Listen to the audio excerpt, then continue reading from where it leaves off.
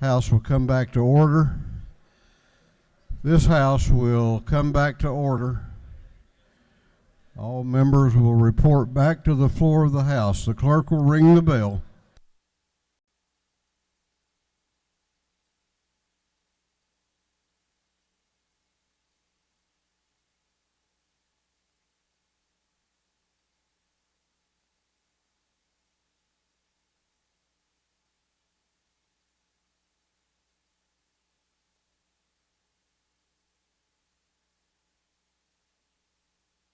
The clerk will read the caption to a group of privileged resolutions. The clerk will read.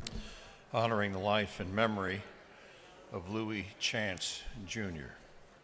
Honoring the life and memory of Tyler Jermaine Wins. Honoring the life and memory of David Jones.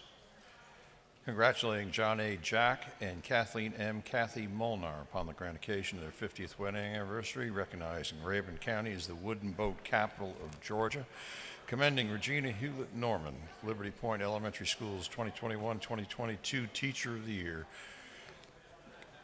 recognizing and commending MTO, and for other purposes, recognizing and commending Michael E. Holton, Jr., recognizing and commending Eric Robinson, commending AstroTurf, and recognizing March 21st, 2022 as AstroTurf Day, commending the restaurant industry of Georgia, and recognizing February 23rd, 2022 as State Restaurant Day at the state capitol, commending Riley K. Carlisle, Appalachia High School's 2022 Star Student, commending Stephanie Atkinson, Appalachian High School's 2022 Star Teacher, commending Ansley Carroll, Bethlehem Christian Academy's 2022 Star Student, commending Ella Ramsel, Winder Barrow High School's 2022 Star Student, commending Michelle Harris, Winder Barrow High School's 2022 Star Teacher, commending Emery Guck, Bethlehem Christian Academy's 2022 Star Teacher, and commending the Georgia State University's men's soccer team on its outstanding performance and appearance in the NCAA tournament. And for other purposes, that completes the reading of the privileged resolutions.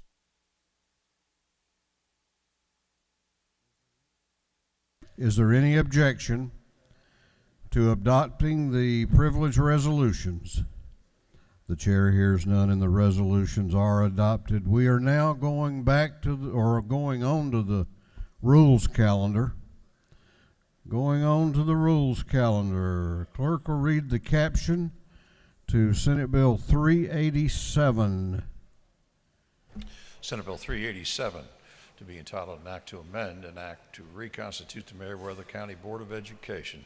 This bill having referred to the Committee on Governmental Affairs, that committee recommends that this bill do pass. Chair recognizes Representative Buckner to present the bill. Thank you, Mr. Speaker.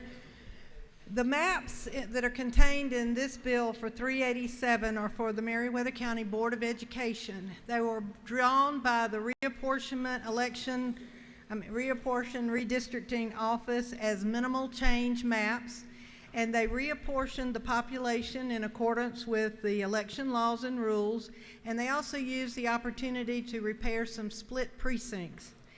The maps were discussed in public meetings, voted on in public meetings in December, and the school board voted unanimously for these maps.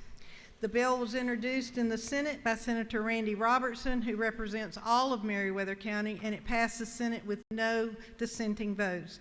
I urge your favorable consideration of Senate Bill 387 for the Meriwether County School Board. Mr. Speaker, I yield the well.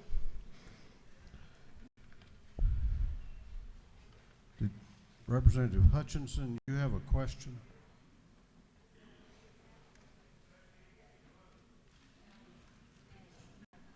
Okay.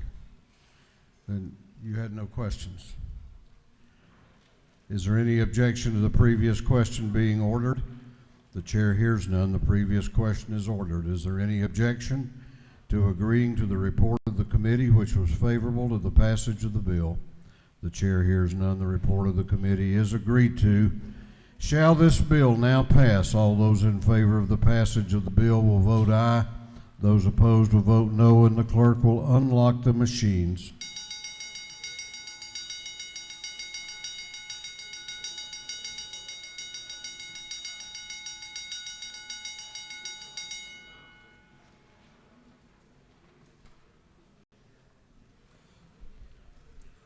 Have all members voted?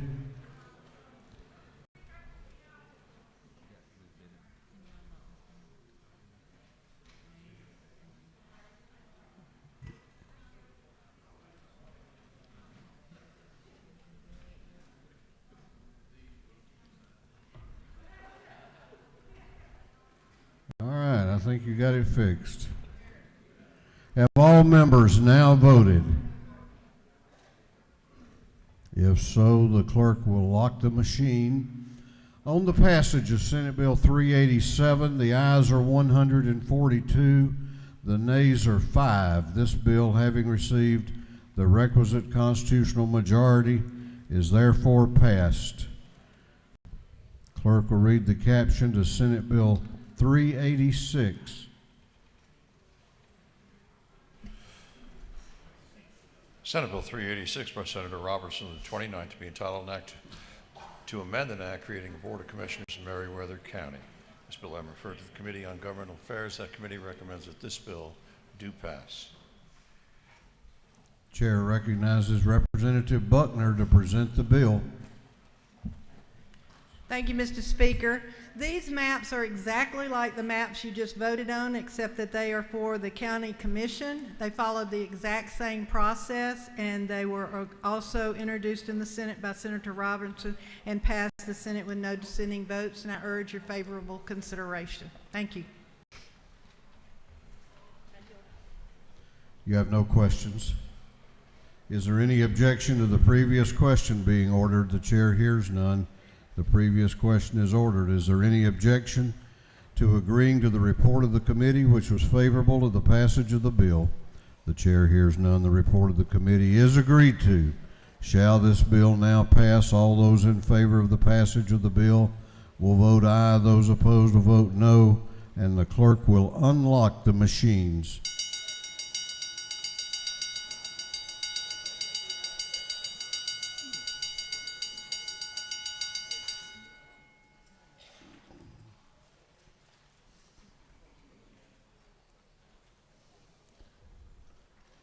Have all members voted? Have all members voted? If so, the clerk will lock the machine on the passage of Senate Bill 386. The ayes are 142, the nays are 7. This bill, having received the requisite constitutional majority, is therefore passed. Clerk will read the caption to Senate Bill 457.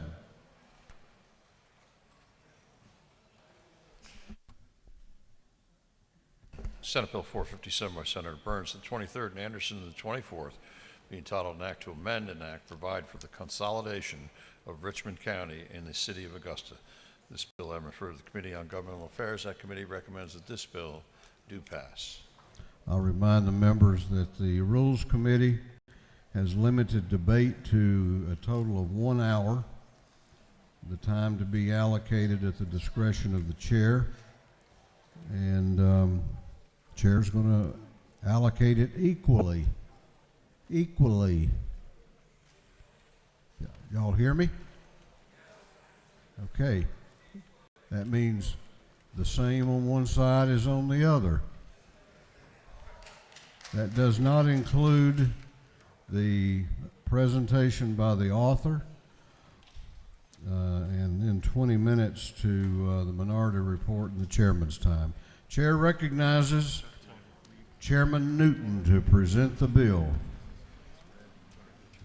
Thank you, Mr. Speaker. Thank you, colleagues.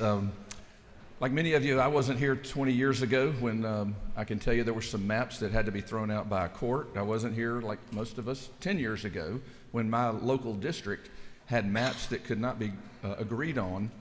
And because of that, because no map was sent from the legislature, a judge in a hurried fashion, single-handedly had to draw a map for our area that did not take communities of interest into consideration, that split neighborhoods, that split precincts, but it was a federal judge that had to do that. That's the reason I'm here today for Senate Bill 457, is I don't want us to do that again. We have ended up in a situation. We did receive 2 maps on the ad hoc committee I was part of, as well as our discussions with the Board of Commissioners, 2 maps that were drawn by the nonpartisan reapportionment office here. In September, we received an initial draft. That initial draft was drawn by a newly hired junior staffer. It simply took the new numbers in Augusta, and we only went up about 3 or 4% in population from 2010 to 2020, and basically divided it by our 10 districts, and basically moved lines around just to give a starting point for the ad hoc committee to look at. The ad hoc committee looked at it. They looked at different ways to draw things. They decided just to pass the initial draft map that split numbers up evenly directly to the commission, who also, they canceled several meetings and passed it on to the commission. The problem with it did split, once again, different neighborhoods this time, but it did split neighborhoods. It split communities of interest. It actually split 13 precincts, some of which it was splitting into 3 different districts. A lot of community output or outpouring of concern was raised. Just like you, I know, represent your district strongly. I and Senator Burns and Senator Anderson, as well as Senator Jones, a bipartisan group of senators requested an additional map from the reapportionment office. Once again, it's a nonpartisan office. Came up with a map that took into consideration communities of interest, took into consideration neighborhoods, historic lines, and it reduced from 13 to 2 precincts that were split. We thought that would be a very favorable map. Unfortunately, it was declined by the commission and the ad hoc committee to even officially receive it for consideration. So unfortunately, we don't want to leave this the same way it was, where a federal judge had to hurriedly draw a map, and we're in more of a hurry this time than we were 10 years ago. So this new map does correct those items. We've gone over it carefully, and it fully complies with the Constitution of the United States, the Constitution of Georgia, fully complies with the Voting Rights Act. I know race has to be a consideration in making sure that a new map that's drawn, no matter who draws it, is taken into consideration. In the 2020 census, in my diverse community, it's 57.7% black. This map continues as it is today. 6 out of our 10 districts are majority African American. 6 out of 10 of our commissioners are African American that represent them. This map, just like the alternative draft, like the map we're using today, this map that I'm proposing from our Senate colleagues does the exact same thing. It continues that 60% of the vote on the commission and is really considered very fair. I think due to that, I think we all should be in agreement that this is a fair map.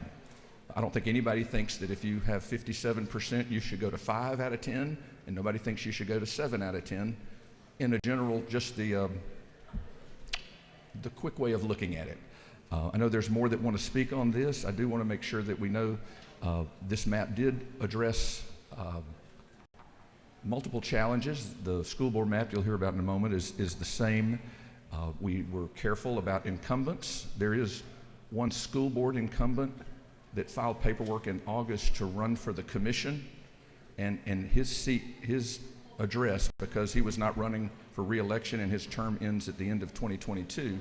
Because of that, they were able to move lines around and protect some neighborhoods in his area without consideration of his address.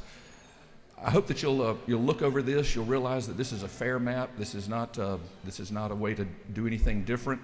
I know there's questions about process. I know we didn't have an uncontested local map on the House side or on the Senate side. We don't want to get our district drawn again by a federal judge. I hope you'll support SB 457. Thank you.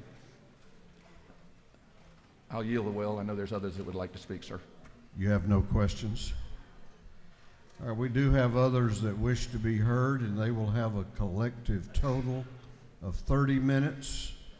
And the chair recognizes Representative Frazier to speak to the bill.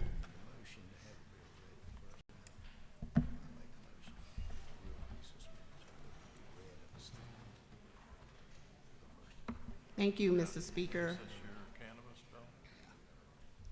I rise today first to thank the Augusta-Richmond County Ad Hoc Committee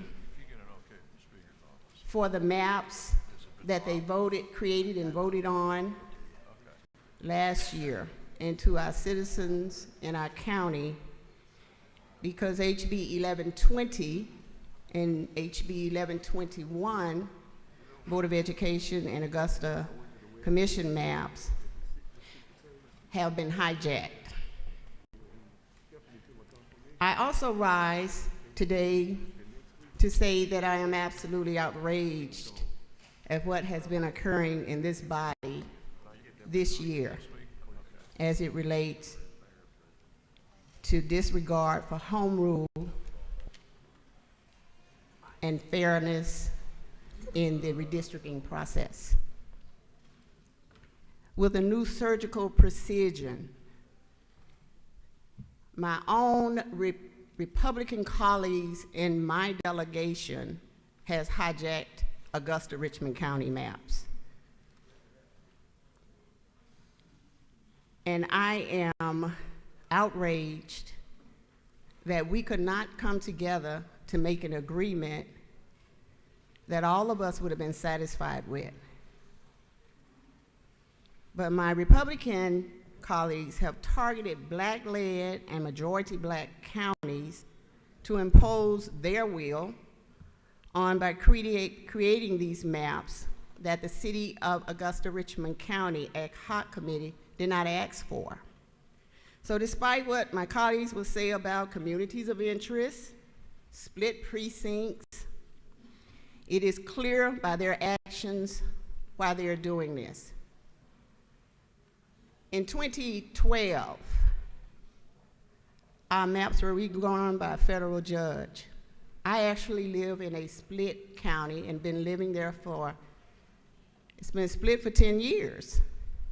So when I drive out of my driveway, I'm in District 4.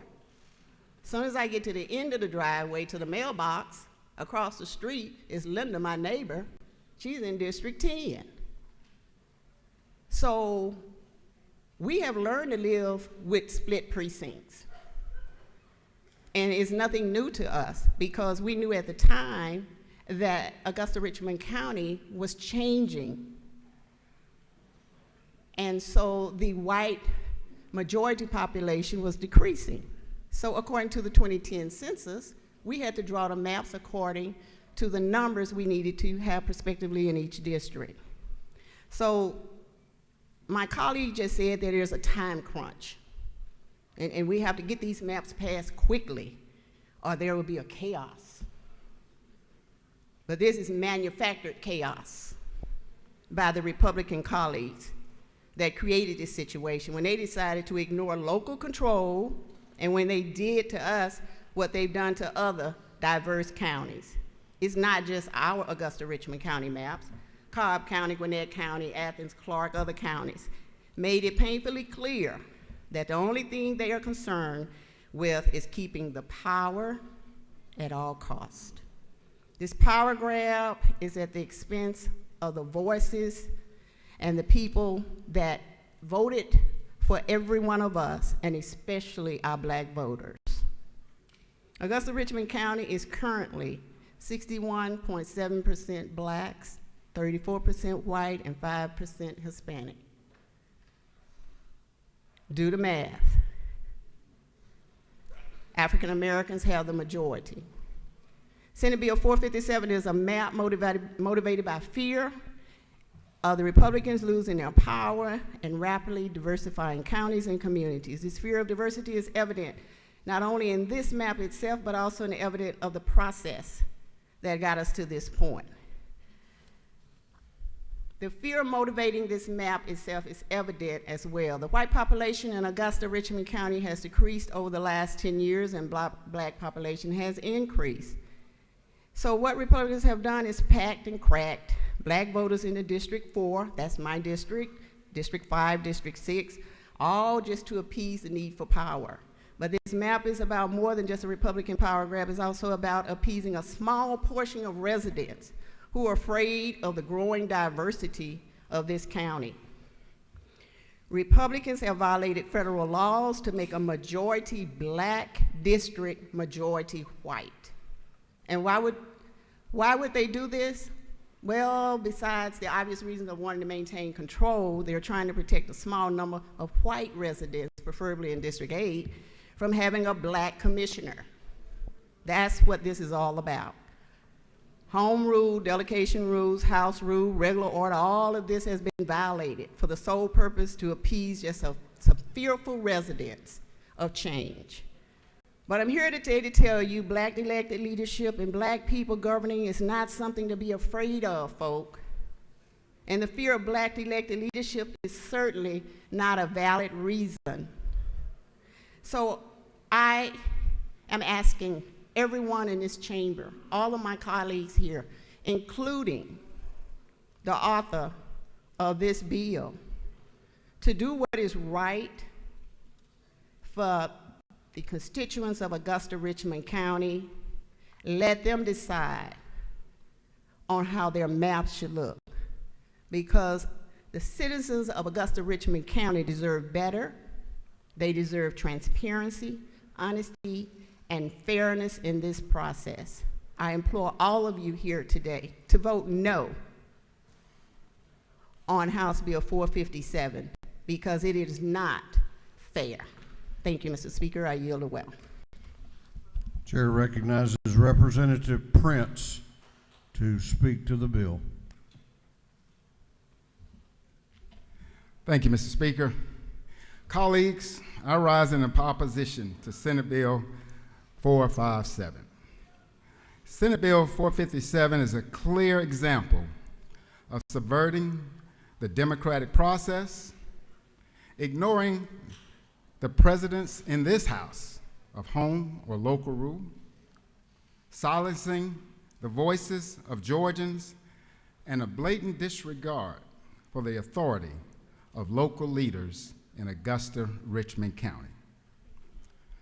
I want to speak briefly to the role of local leadership.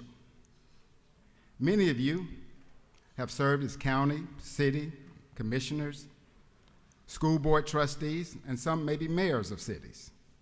So you know that our local leaders serve a very important role in the democratic process. I submit to you that they are our first line of defense. They're the ones that are in the trenches. They're the ones that catch the heat when the trash isn't picked up.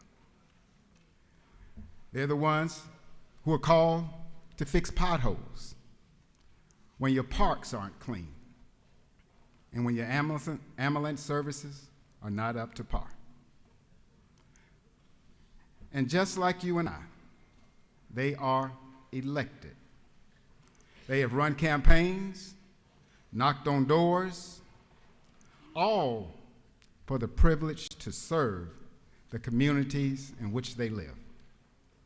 As politicians, we all know about the down ballot drop-off theory.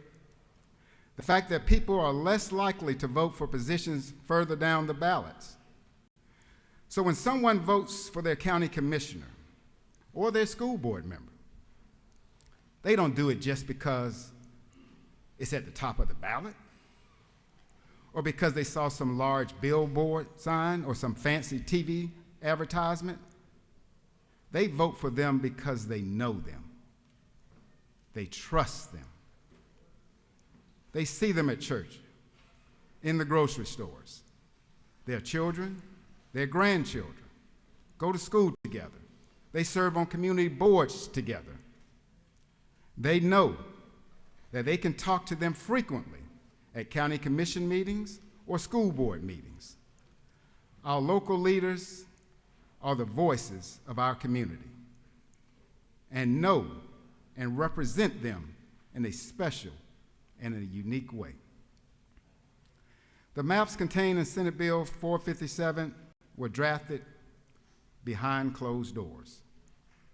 They were composed without input from the local leaders, and more importantly, without input from the citizens it directly impacts, the citizens of Augusta-Richmond County. These maps were drawn in a vacuum, completely out of the adopted local redistricting process by a state legislator who represents less than 1% of those affected. But more importantly, they were drawn without the consent of those empowered by the people to execute these maps, the commissioners of the Augusta-Richmond County. We're all elected to serve in this state, and we've all taken an oath to uphold our democracy. But what we have here before us today is an anti-democratic power grab, and we cannot allow this to continue.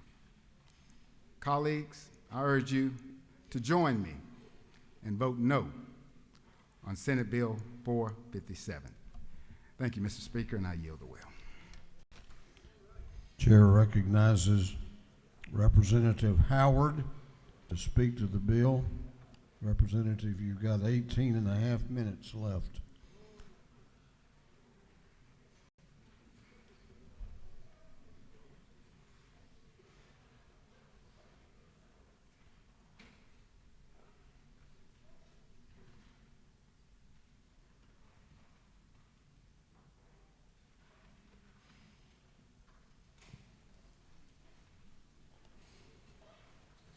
Thank you, Mr. Speaker.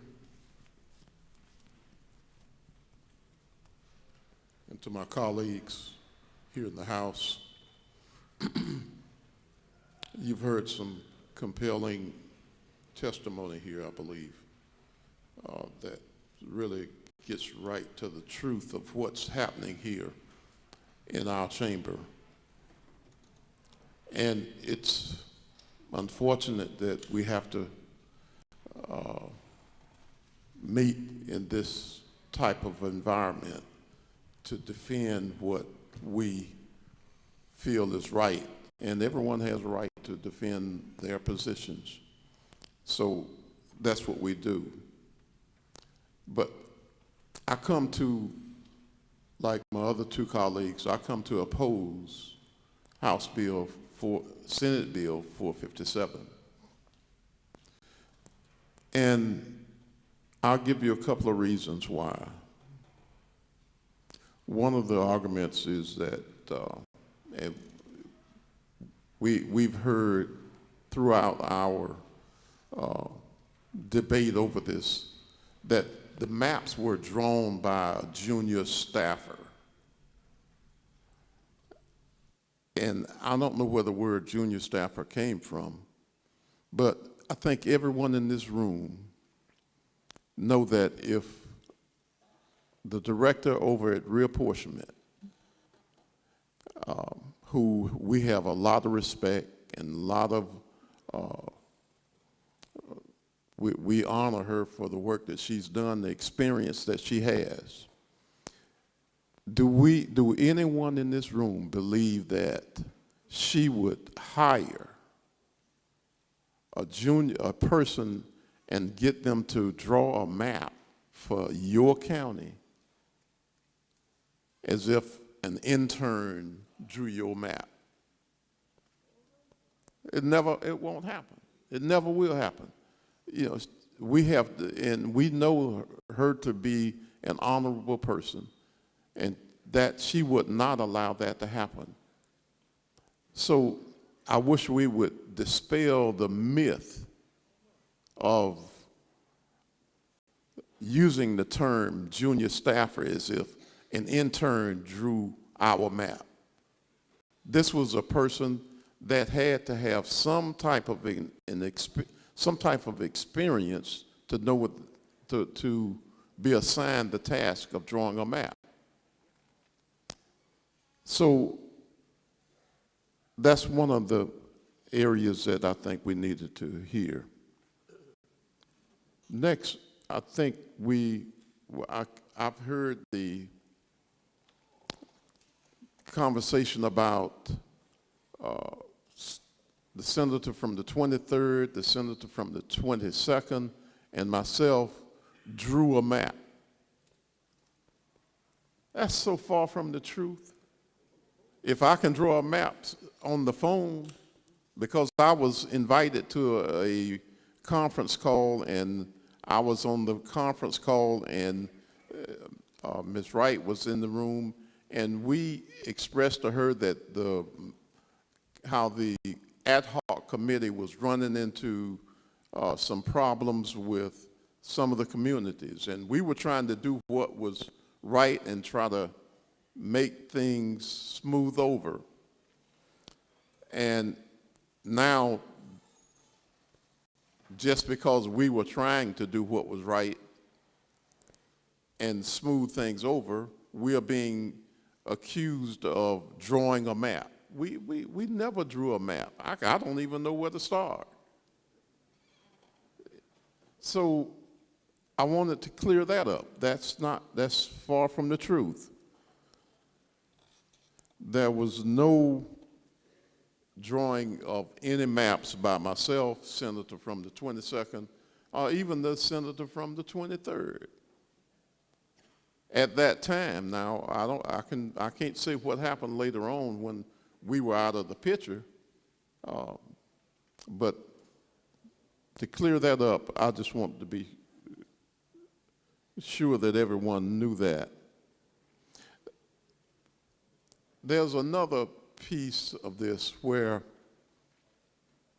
we adopted as a community, as an ad hoc committee, a study committee, however you want to describe it, that we went out, had 6 meetings. 4 of them were across the city, where we had hearings where the communities came in and voiced their concerns. And with that, we came up, that's how we ended up with the one map that we finalized. This started back in July. The meeting of the ad hoc committee started back in July. We culminated in December. So there was no rush to judgment, a rush to do anything. Everything was done above board, transparently, where the community could see what was going on. Members of the delegation could see, even though some were not on the committee.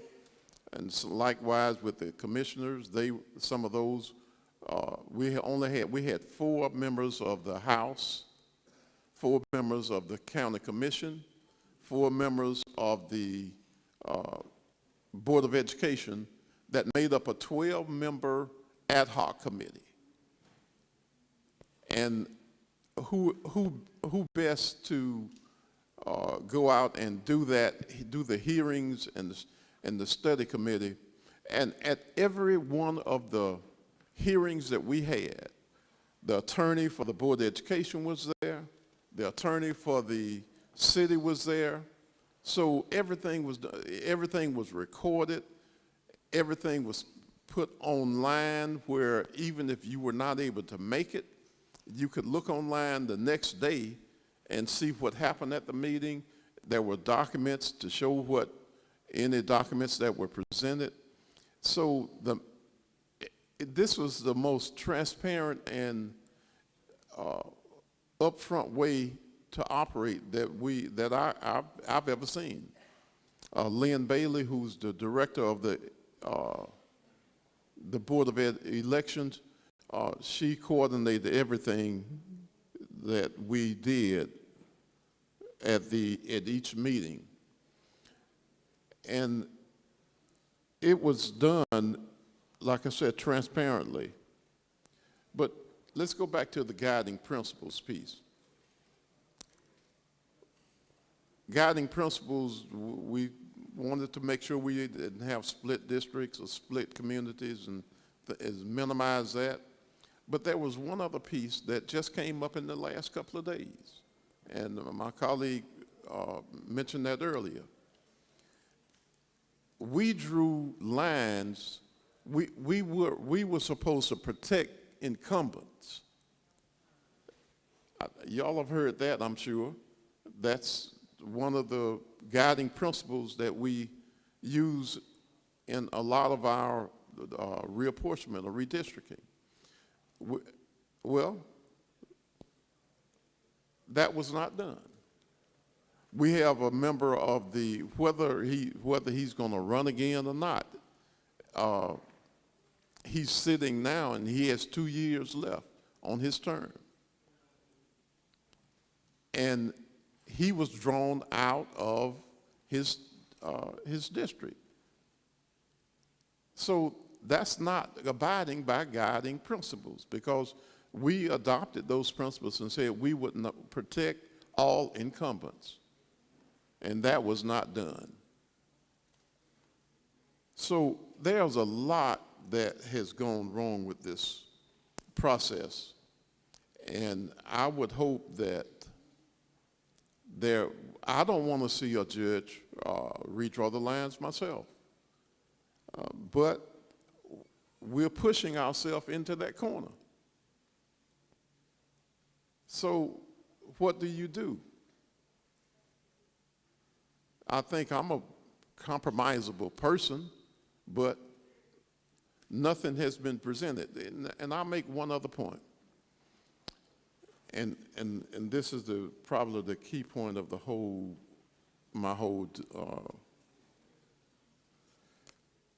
the district that we are talking about is called District 3 of the Commission and Board of Education.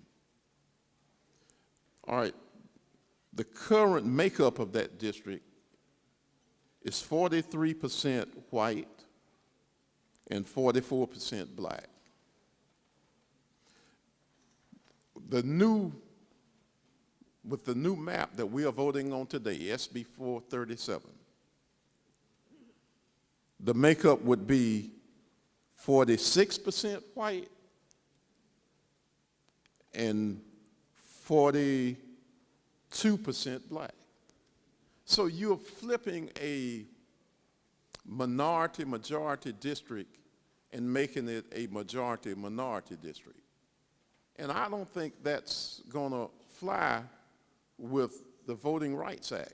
Maybe I'm wrong. That's just my personal opinion. You know, there's some legal minds in here who can answer that better than I can. But that within itself tells you what's going on in this whole situation. You know, somebody's trying to protect one area in order for things to move in the direction that they would like to see it go. And I'm going to read these numbers back and I'm done. 43% white currently, 44% black. The map that we are voting on today would flip it and make the white population, this is the VAP, 46% white to 42% black.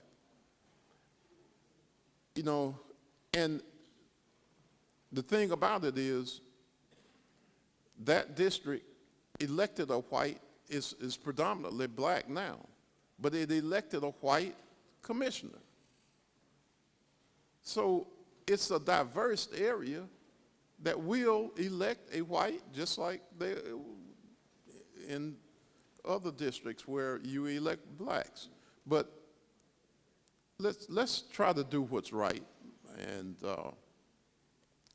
oppose this bill and send it back to, because there's another bill out there that was adopted by the commissioners and the Board of Elections and the ad hoc committee, and that bill is sitting in government affairs right now. If we can allow that bill to come forward, that would be considered a local bill, and we can, I think everyone could live with that bill, with that map. So with that being said, Mr. Speaker, I yield the will, and thank you. That is all of the speakers that wanted to speak. Is there any objection to the previous question being ordered? The chair hears none. The previous question is ordered. There is a minority report which I understand is being waived. Now that brings us down to the chairman's time. Chair recognizes Chairman Darlene Taylor, Chair of the Government Affairs Committee.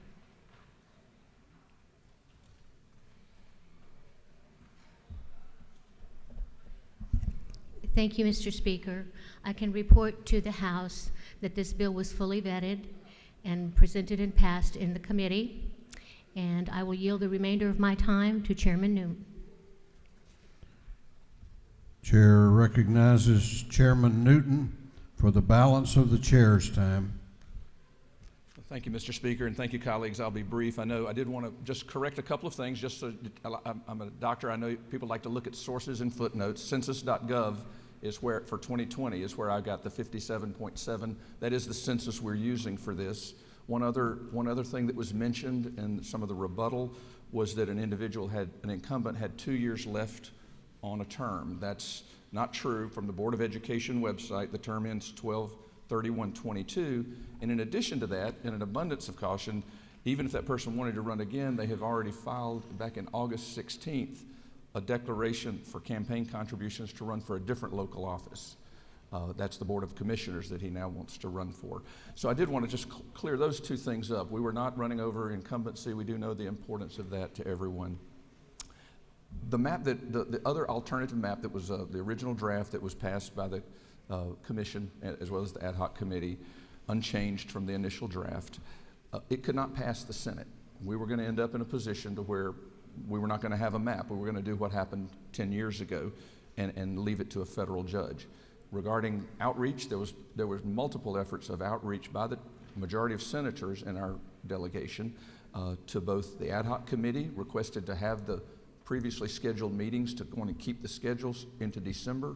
That was rebuffed. There was other requests to work together with the commission. I know on January 6th there was a phone call asking the mayor and the pro tem to work with us to ask the delegation, and another meeting on January 26th where we met actually with the director of the reapportionment office, who told all of us directly that map never should have gone out, that initial draft, because it was not vetted by senior staff nor the director, but in the hustle and bustle of the congressional and other maps it did. I enjoy and am honored to work in a community that is incredibly diverse. It is a black majority district. I work wonderfully well working together. As some have mentioned in here before, potholes, traffic jams, traffic accidents, trash pickup. Nobody cares if it's a Republican or a Democrat doing that. We work together. We're working together on a way to build a new Coliseum in our downtown area, in the chairman's district. We work together. We have a wonderful community. This map that I'm proposing on behalf of the Senate preserves that black majority on the council. It preserves it on the Board of Education in the following bill. The maps are just, the maps are fair. I really look forward to working together on this and continuing to work together for a wonderful community. I hope you'll support SB 457. Thank you, Mr. Chairman.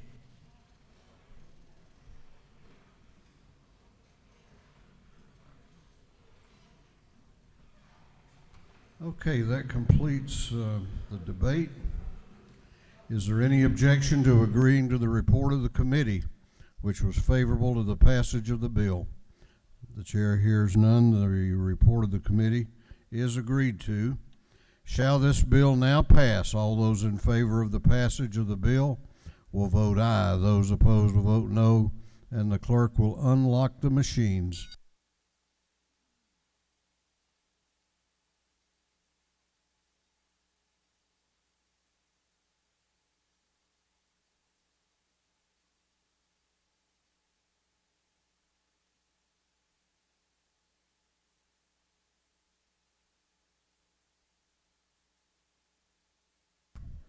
Have all members voted? Have all members voted? If so, the clerk will lock the machines. On the passage of Senate Bill 457, the ayes are 97, the nays are 63. This bill, having received the requisite constitutional majority, is therefore passed. Clerk will read the caption to Senate Bill 458.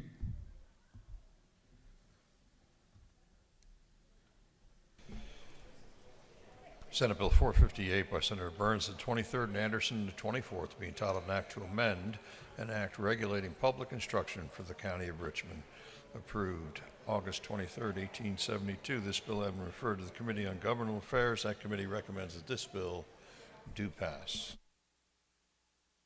Chair recognizes Chairman Newton to present the bill. Thank you, Mr. Speaker. To keep this simple and straightforward, the lines are identical in the two maps. The number of districts, there's 8 districts plus the 2 super districts, so there's the same 10 districts. I hope you'll support this map as well. Thank you very much, Mr. Speaker. I'll yield the will.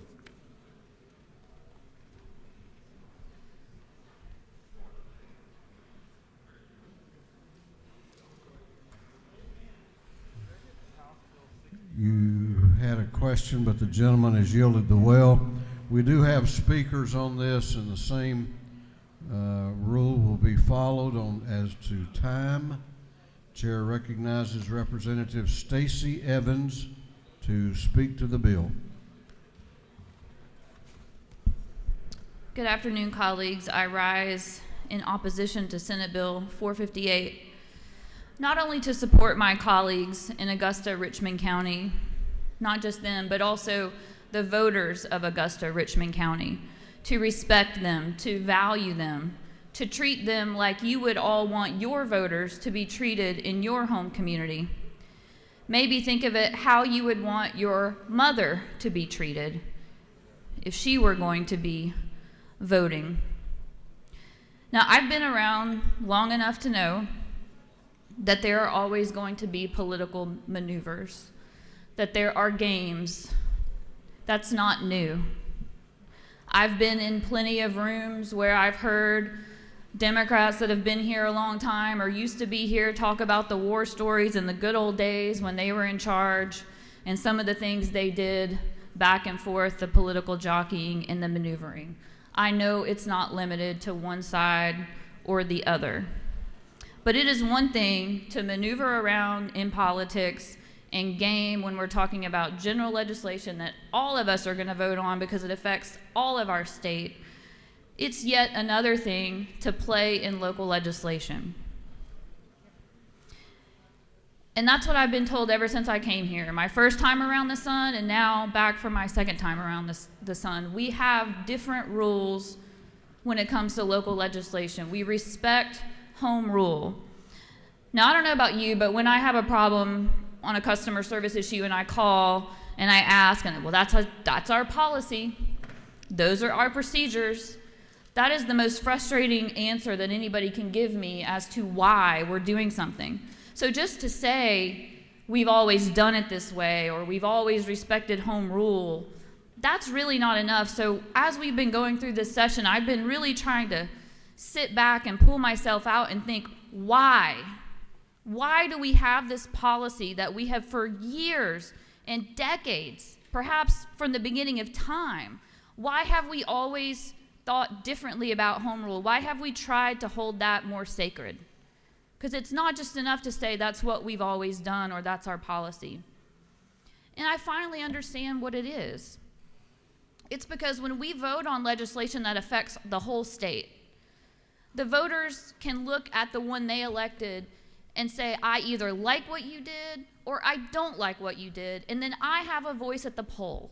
I can go and I can say I like what you did, I'm going to vote for you. I can say I don't like what you did and I'm voting against you. But when your local delegation comes down here and they try to implement the will of the local people and everyone else down here takes over that legislation and they say what they want, there is absolutely nothing that those voters can do. So this is not just about political maneuvering or gamesmanship because we're in the minority or you're in the majority and I'm going to get you this colleague, I'm going to get you that colleague. You are getting the voters. The voters of this state deserve one person, one vote, one man, one vote. They deserve it to mean something. So if they're mad, if Augusta Richmond County voters are mad about this vote, there is nothing they can do. Because if they vote out their elected officials from Augusta Richmond County, so what? They didn't want this either. That's why it's different. It's not just, that's our policy, that's what we've always done. It's why, because historically this body has respected the voter. And it really hurts my heart that we're doing this. And, you know, listen, again, I've been around long enough to know that Democrats have done some bad things to y'all Republicans. I know. I understand. I know the games that were played with global redistricting. So I know, I get it. But I've really tried to talk and do my homework and go through the history and find out about how did Democrats treat local Republican delegations when it came to local legislation when Democrats were in charge, and it was different. It really was. And then I step back and I think, well, what if it wasn't? What if I'm getting all the wrong stories, right? History is in the eye of the beholder. What if I'm getting the wrong information? Well, when does it stop? When does it stop? Just because everybody's doing it, I'm pretty sure all of our moms and dads and grandparents told us just because somebody else is doing it doesn't mean you should do it. If they jump off a bridge, are you going to jump off a bridge? And then I also think back more fundamentally to this. Just because you can doesn't mean you should. Wisdom, justice, moderation. Just because you can doesn't mean you should. So again, I'm not naive. I know that this vote is predetermined. I like to think that when I stand up in court and make an argument, I have a chance to have an impact on the outcome. It's a little bit different here, I think. But I rise not just because I think I needed to say something, because I've been sitting back trying to figure out why this was so upsetting to me, and I think I've explained that. But it has to end somewhere. And I hope that I'm here long enough to know what it's like to be in the majority. I think it would be kind of fun. Might be a little more productive. I hope I get to see it. But I know that for this to change, what we're doing today, I think, abandoning home rule, what it's going to take for the redistricting process overall to change so it's not such a political process and the party in charge just does what they want to do. The only way that's ever going to change is if the party in power lays down the sword. And that's hard to do. I think there's probably some members of my party that think, when we get back in charge, I'm going to show you. I'm not going to lay down the sword. I want it to be known. I want it to be on the record. I'm holding myself accountable today. God willing, the Democrats make it to the majority, and I'm fortunate enough to still be here, that the voters see fit to send me here, and I have anything to say about how this place will run under a Democratic majority, I will lay down the sword. I will respect home rule. If I'm not in leadership in some way and leadership wants to go a different way, I'm going to be opposite them on that board. Let it be known here today. I am laying down the sword. When it comes to overall redistricting, if I get a chance to have any say in that from a majority standpoint, I will lay down the sword, because it's time for us to respect the voters enough to make their vote count. And we are ruining that today, and we continue to do it every day, and it's just not right. Thank you, and I yield the well. Chair recognizes Representative Howard to speak to the bill.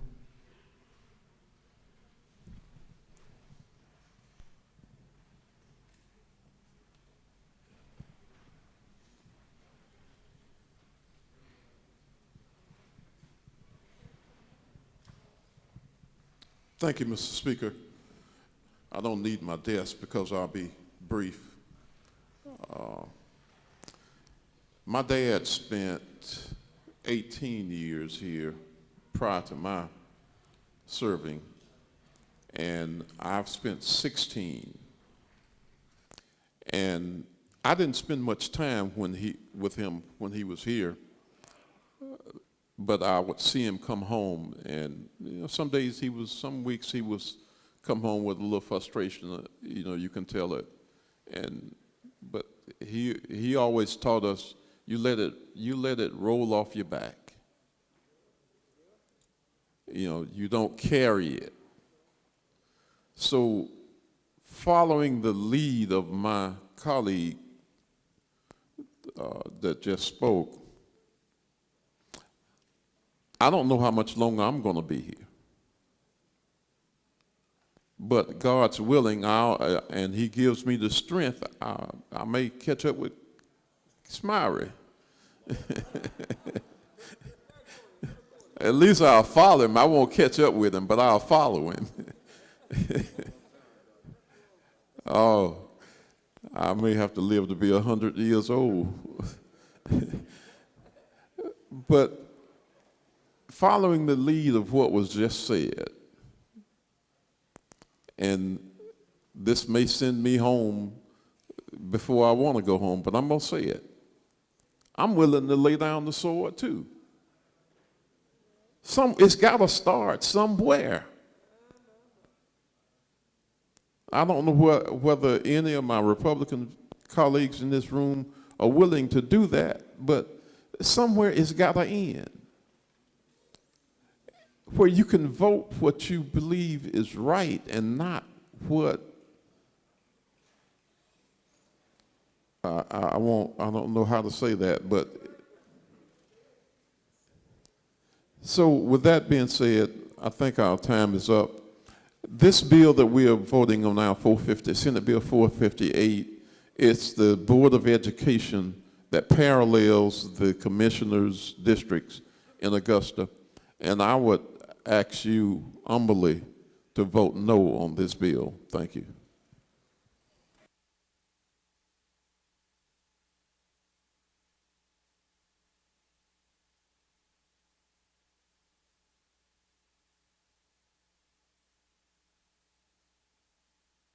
We're down now to the chairman's time.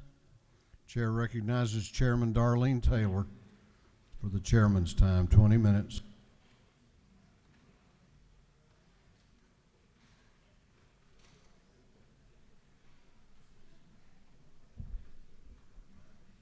Thank you, Mr. Speaker. Again, this bill was fully vetted in committee. It was voted out and passed, and I will yield the rest of my time to the author of the bill.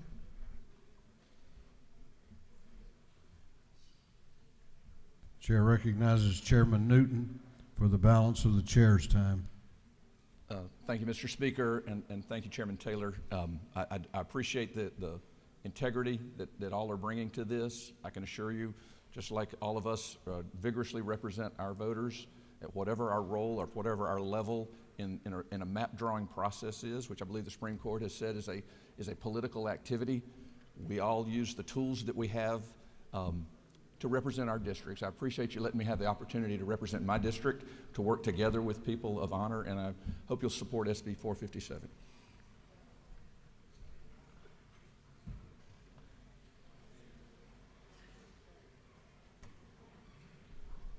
Is there any objection to the previous question being ordered?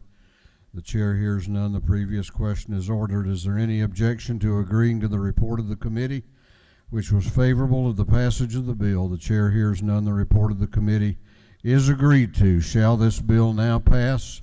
All those in favor of the passage of the bill will vote aye. Those opposed will vote no, and the clerk will unlock the machines.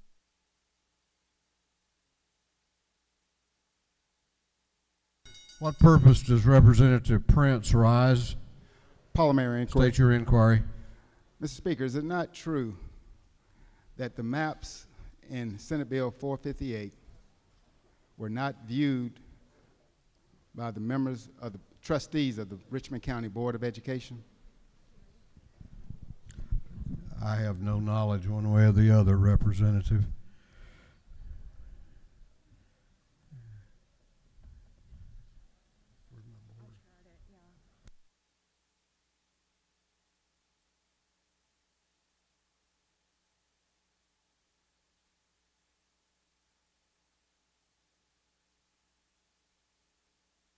Have all members voted? Have all members voted? If so, the clerk will lock the machines on the passage of Senate Bill 458. The ayes are 97, the nays are 63. This bill, having received the requisite constitutional majority, is therefore passed.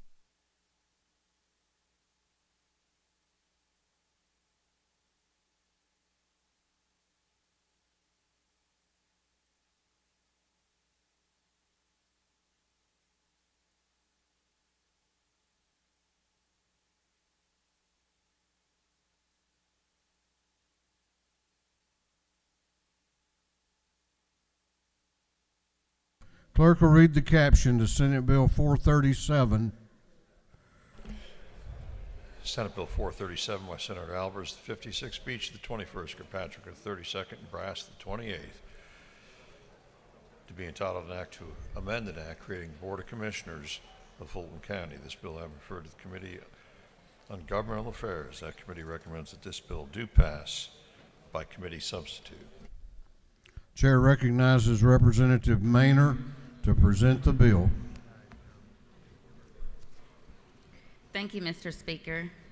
Let me just start off by first saying, clear up a little confusion about SB 437. The title in the bill talks about making Fulton County Board of Commissioners nonpartisan. That is not what this bill is about. It was substituted with language that says this is about the Fulton County Board of Commissioners map. So let's just start with that. There also is a lot of other confusion because there were so many maps out there. There was 3 different bills. There is one bill right now that is SB 437. I want to thank my colleague, Representative Stacey Evans, for her comments on just laying down the sword, because that is really what I have tried to do this entire time that I've been here. I don't necessarily always vote with my party because I vote policy over party. And guided by the Lord, I vote appropriately for my community. Over the past week, nearly 100 Fulton County residents took off of work to come down to the Capitol and show support for a fair map that doesn't disenfranchise them. Fulton County commissioners have said in one of the hearings that they had 3 people to come to the county in support of their preliminary map that did disenfranchise people,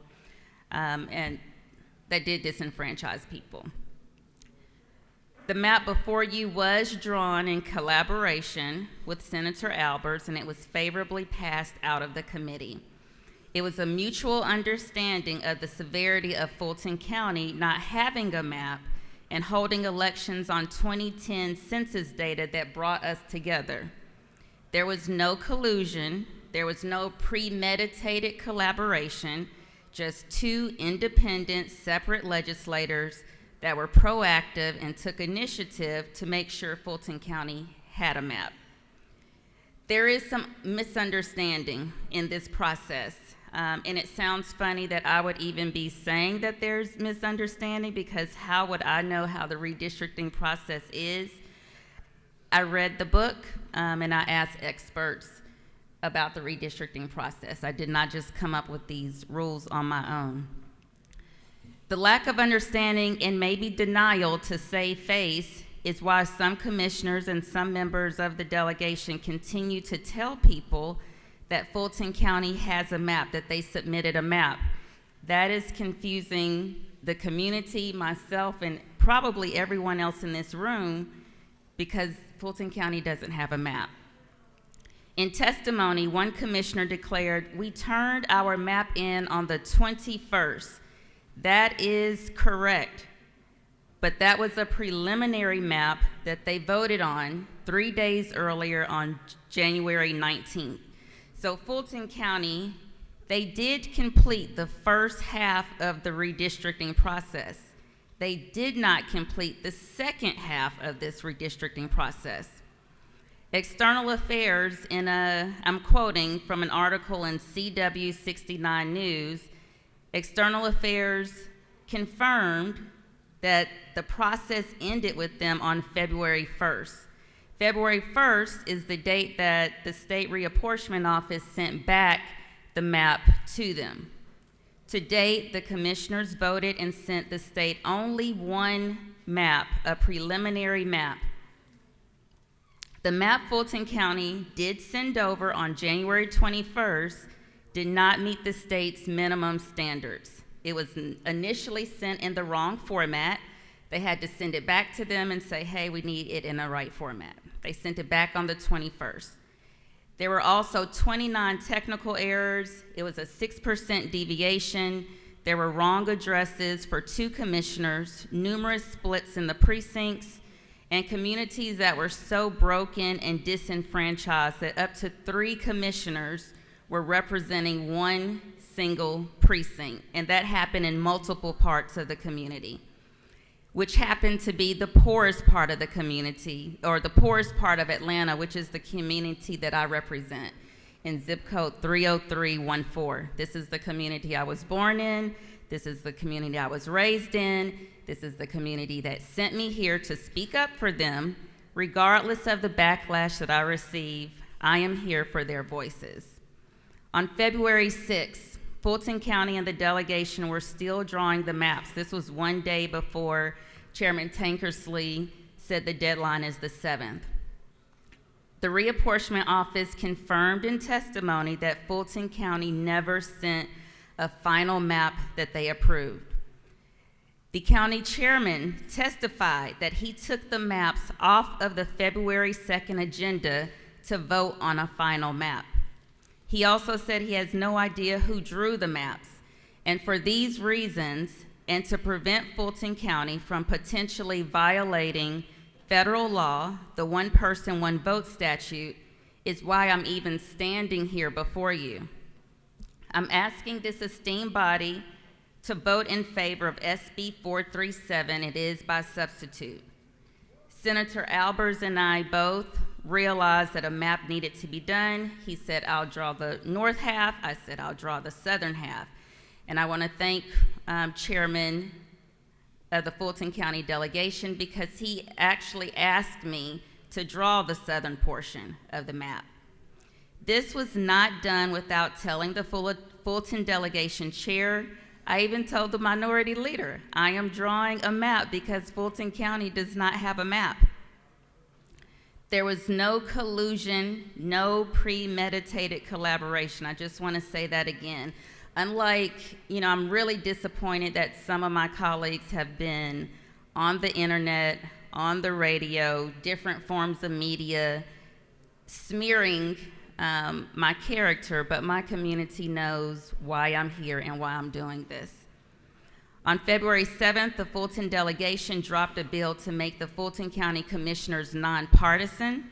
It wasn't until February 8th that I even brought that to their attention. They had no idea that they actually did not even drop a map. Today, please vote on SB 437. And I'll take 2 questions, if You any. have no questions. Perfect. Thank you. I yield the will. We have other members that wish to be heard on the issue.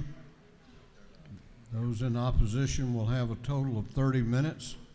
Those in favor will have a total of 30 minutes. The chair recognizes Representative McLaurin to speak to the bill.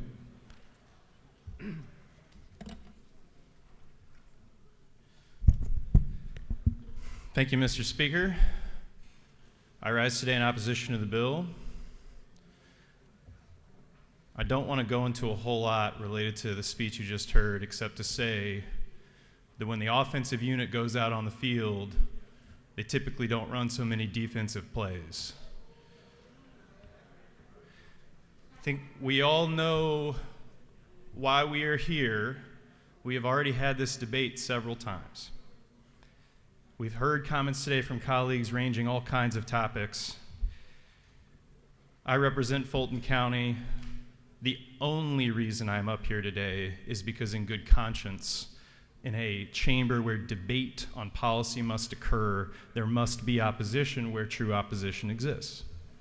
Otherwise, I would sit down, because I think when you feed the kind of energy that is behind this bill, you disgrace the chamber.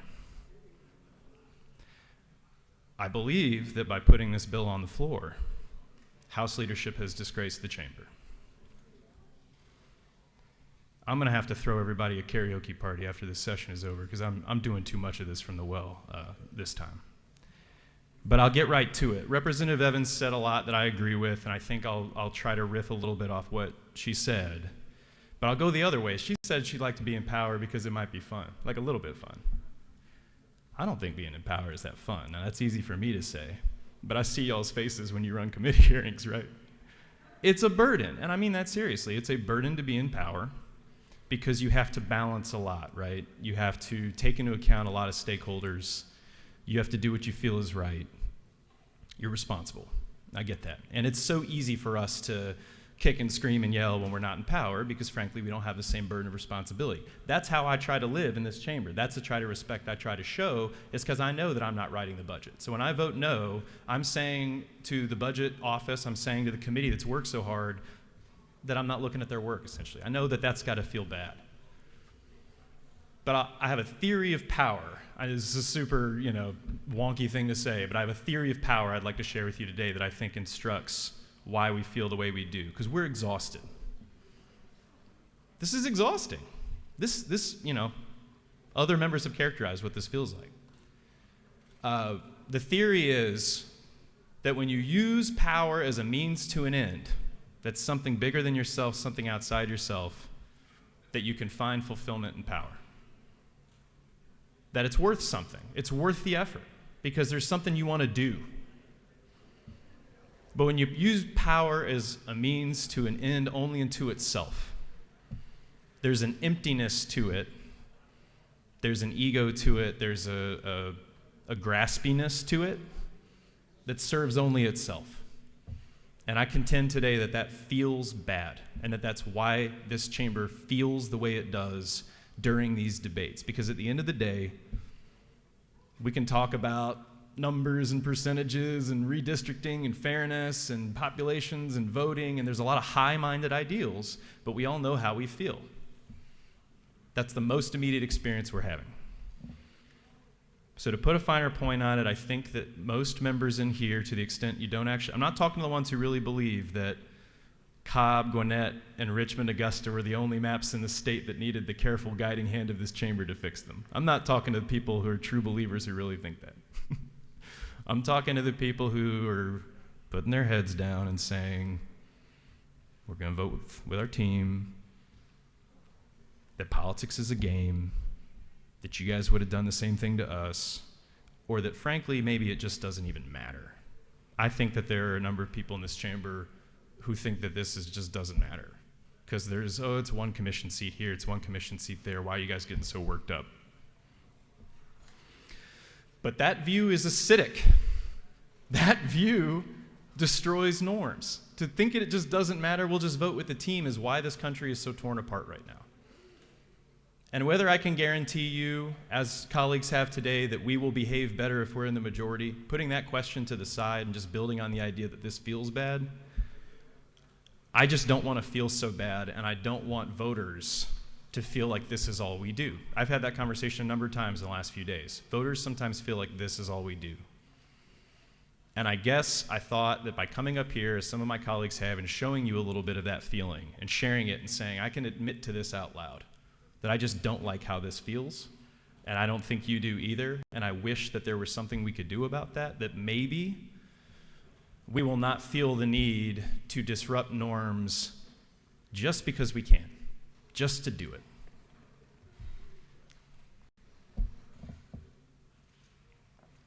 I have given leadership in this chamber repeated credit for having a steady hand, and we've heard that phrase today, steady hand. And I think in many cases on a relative basis, relative to what it could look like, that has been true of this chamber, and it has been something I've appreciated in my House experience since the day I got here in early 2019. But debating this bill on the floor the way we are, exploiting the internal caucus politics of the opposition party, and dressing up in a narrative that this is about anything other than power is not the work of a steady hand. And that needs to be said, and I would have much preferred to stay quiet today. But I think it's important we say the things that we feel, even if they feel bad. With that, Mr. Speaker, I yield the well.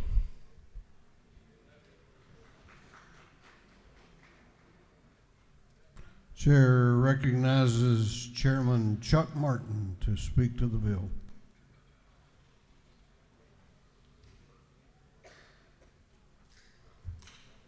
Thank you, Mr. Speaker. Ladies and gentlemen, I'll be brief. The lady that presented the bill made the point that I absolutely wanted to be clear on, and that this bill today has nothing to do with changing the manner in which the elections in Fulton County for the 7 commissioners are held. They'll still be partisan. They'll still be primaries.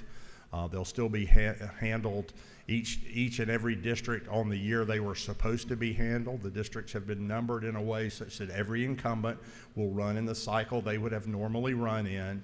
So the elections will be conducted in the way that they were, and the verbiage in the title that alludes to nonpartisan is basically ineffectual. Those of us that have been around for a while know that when a bill is introduced, that never changes on the literature as it moves around, but the preamble and the language in the bill does change. I would only say this with respect to the gentleman that spoke before me, that I live in North Fulton County, and the maps that have been considered, those districts have remained the same. The map we have before us today, for the first time that I'm aware, and I've lived in Fulton County my entire life, with the exception of a brief period after attending the University of Georgia. My family has lived in Fulton County my entire life, and for the first time, if these maps are approved today, my neighbors in South Fulton will have a South Fulton-centric commission seat to represent South Fulton County. Let me say that again. For the first time, they will have a South Fulton commission seat that looks like a block stacked on top of the rest of the county, stacked on top of it, that will represent the people of South Fulton for the first time. This is not about party. That's probably going to be a Democratic district, probably was, probably is before. The lady might address that. It has nothing to do with that, but you talk about communities of interest quite a bit. That for the first time, that area of South Fulton will have a commission seat that the commissioner will be elected and will be completely representative of them. With that, Mr. Speaker, I encourage people to look at the map. This is a good map for Fulton County, and to vote in favor of it. I yield the well. I think that's all the speakers. I don't have a request for the chairman's time.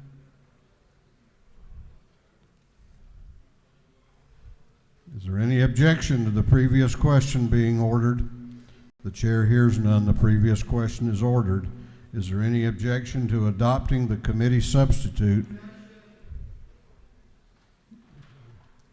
What is the objection to? Mr. Speaker, object to the committee substitute being adopted because it was over the bill that followed the local procedures and had the requisite signatures.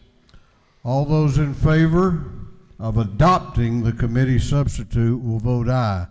Those opposed to adopting the committee substitute will vote no, and the clerk will unlock the machines.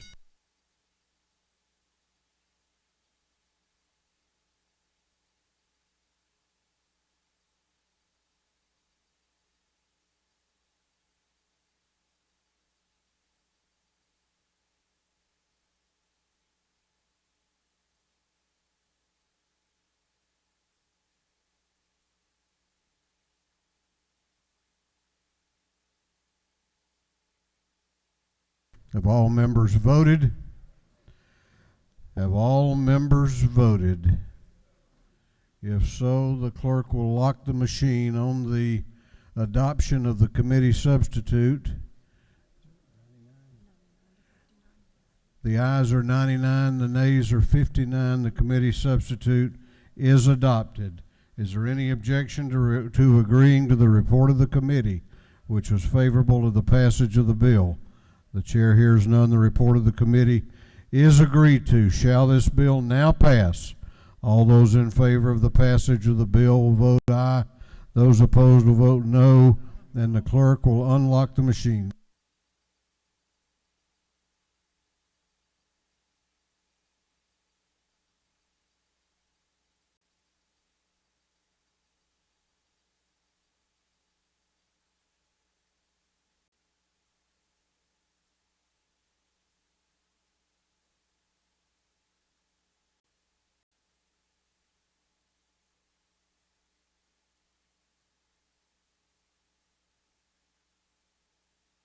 What purpose does Representative Maynor rise?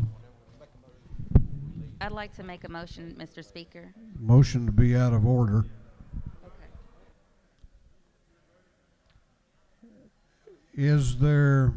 Have all members voted? Have all members voted? If so, the clerk will lock the machine on the passage of Senate Bill 437. The ayes are 97, the nays are 62. This bill, having received the requisite constitutional majority, is therefore passed.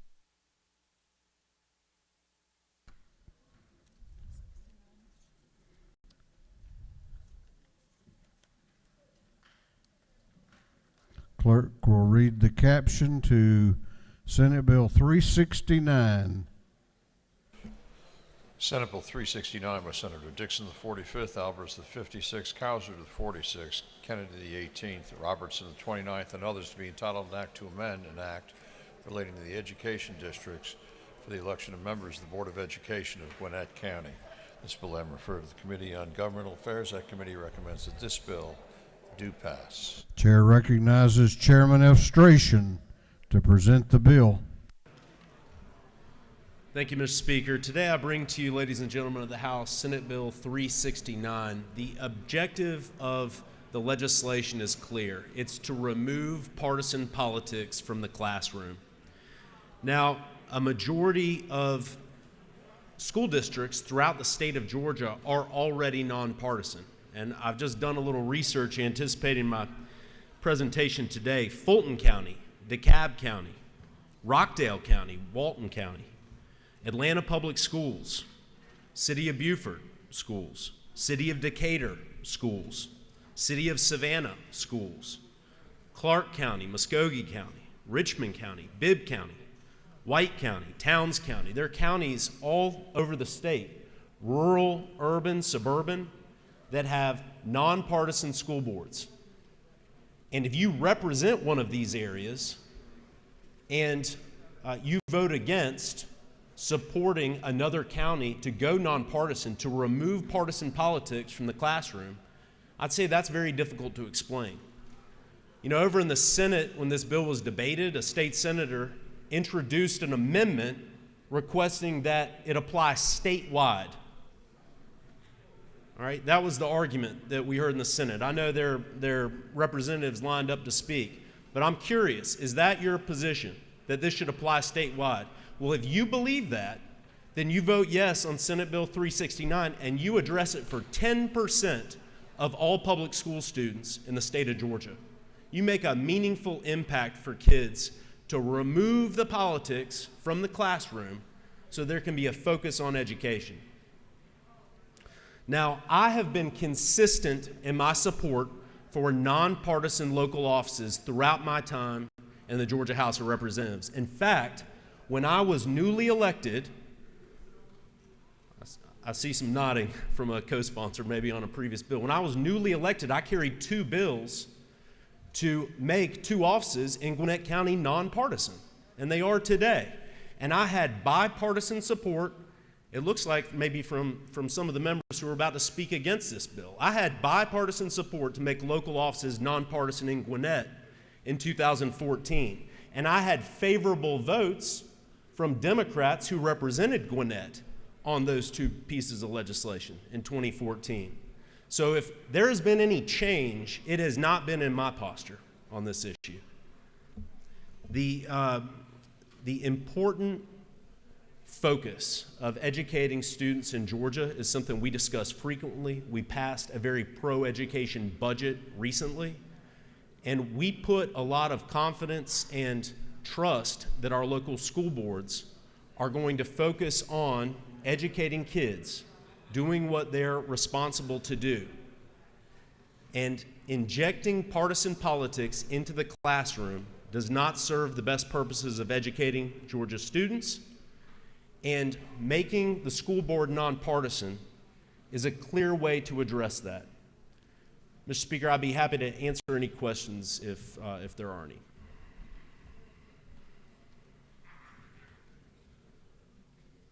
You have no questions. I yield the well.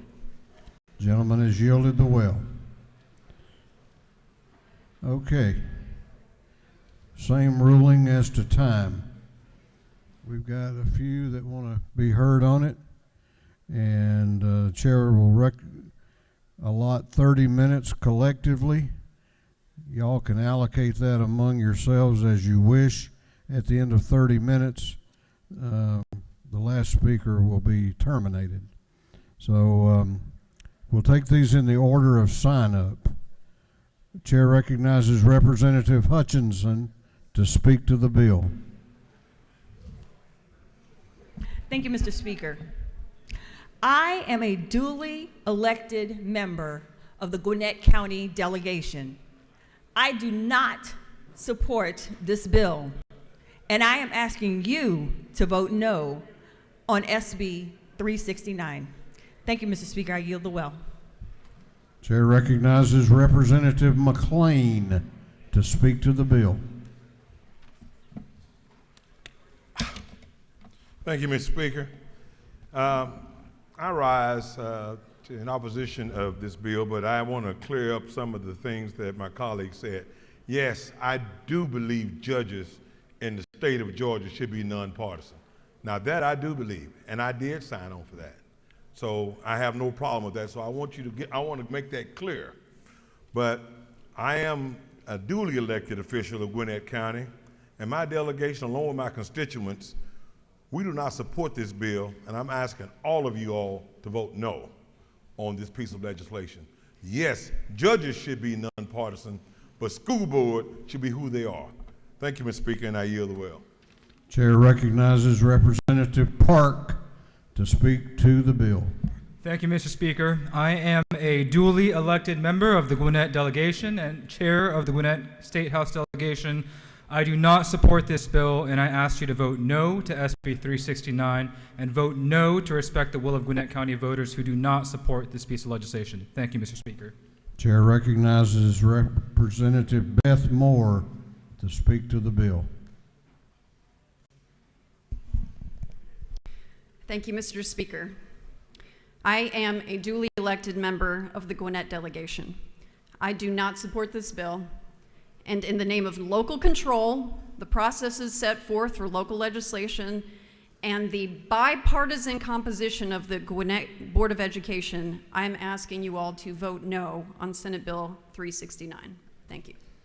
Chair recognizes Representative Kendrick to speak to the bill. Thank you, Mr. Speaker. I also support nonpartisan in judge races, but I am a duly elected member of the Gwinnett delegation, and I do not support this bill, and I am asking all of you to vote no on SB 369. Thank you, Mr. Speaker. Chair recognizes Representative Bennett to speak to the bill. Thank you, Mr. Speaker. I am also a duly elected member of the Gwinnett delegation. I do not support this bill. And for the record, I have been consistent in my opposition to nonpartisanship.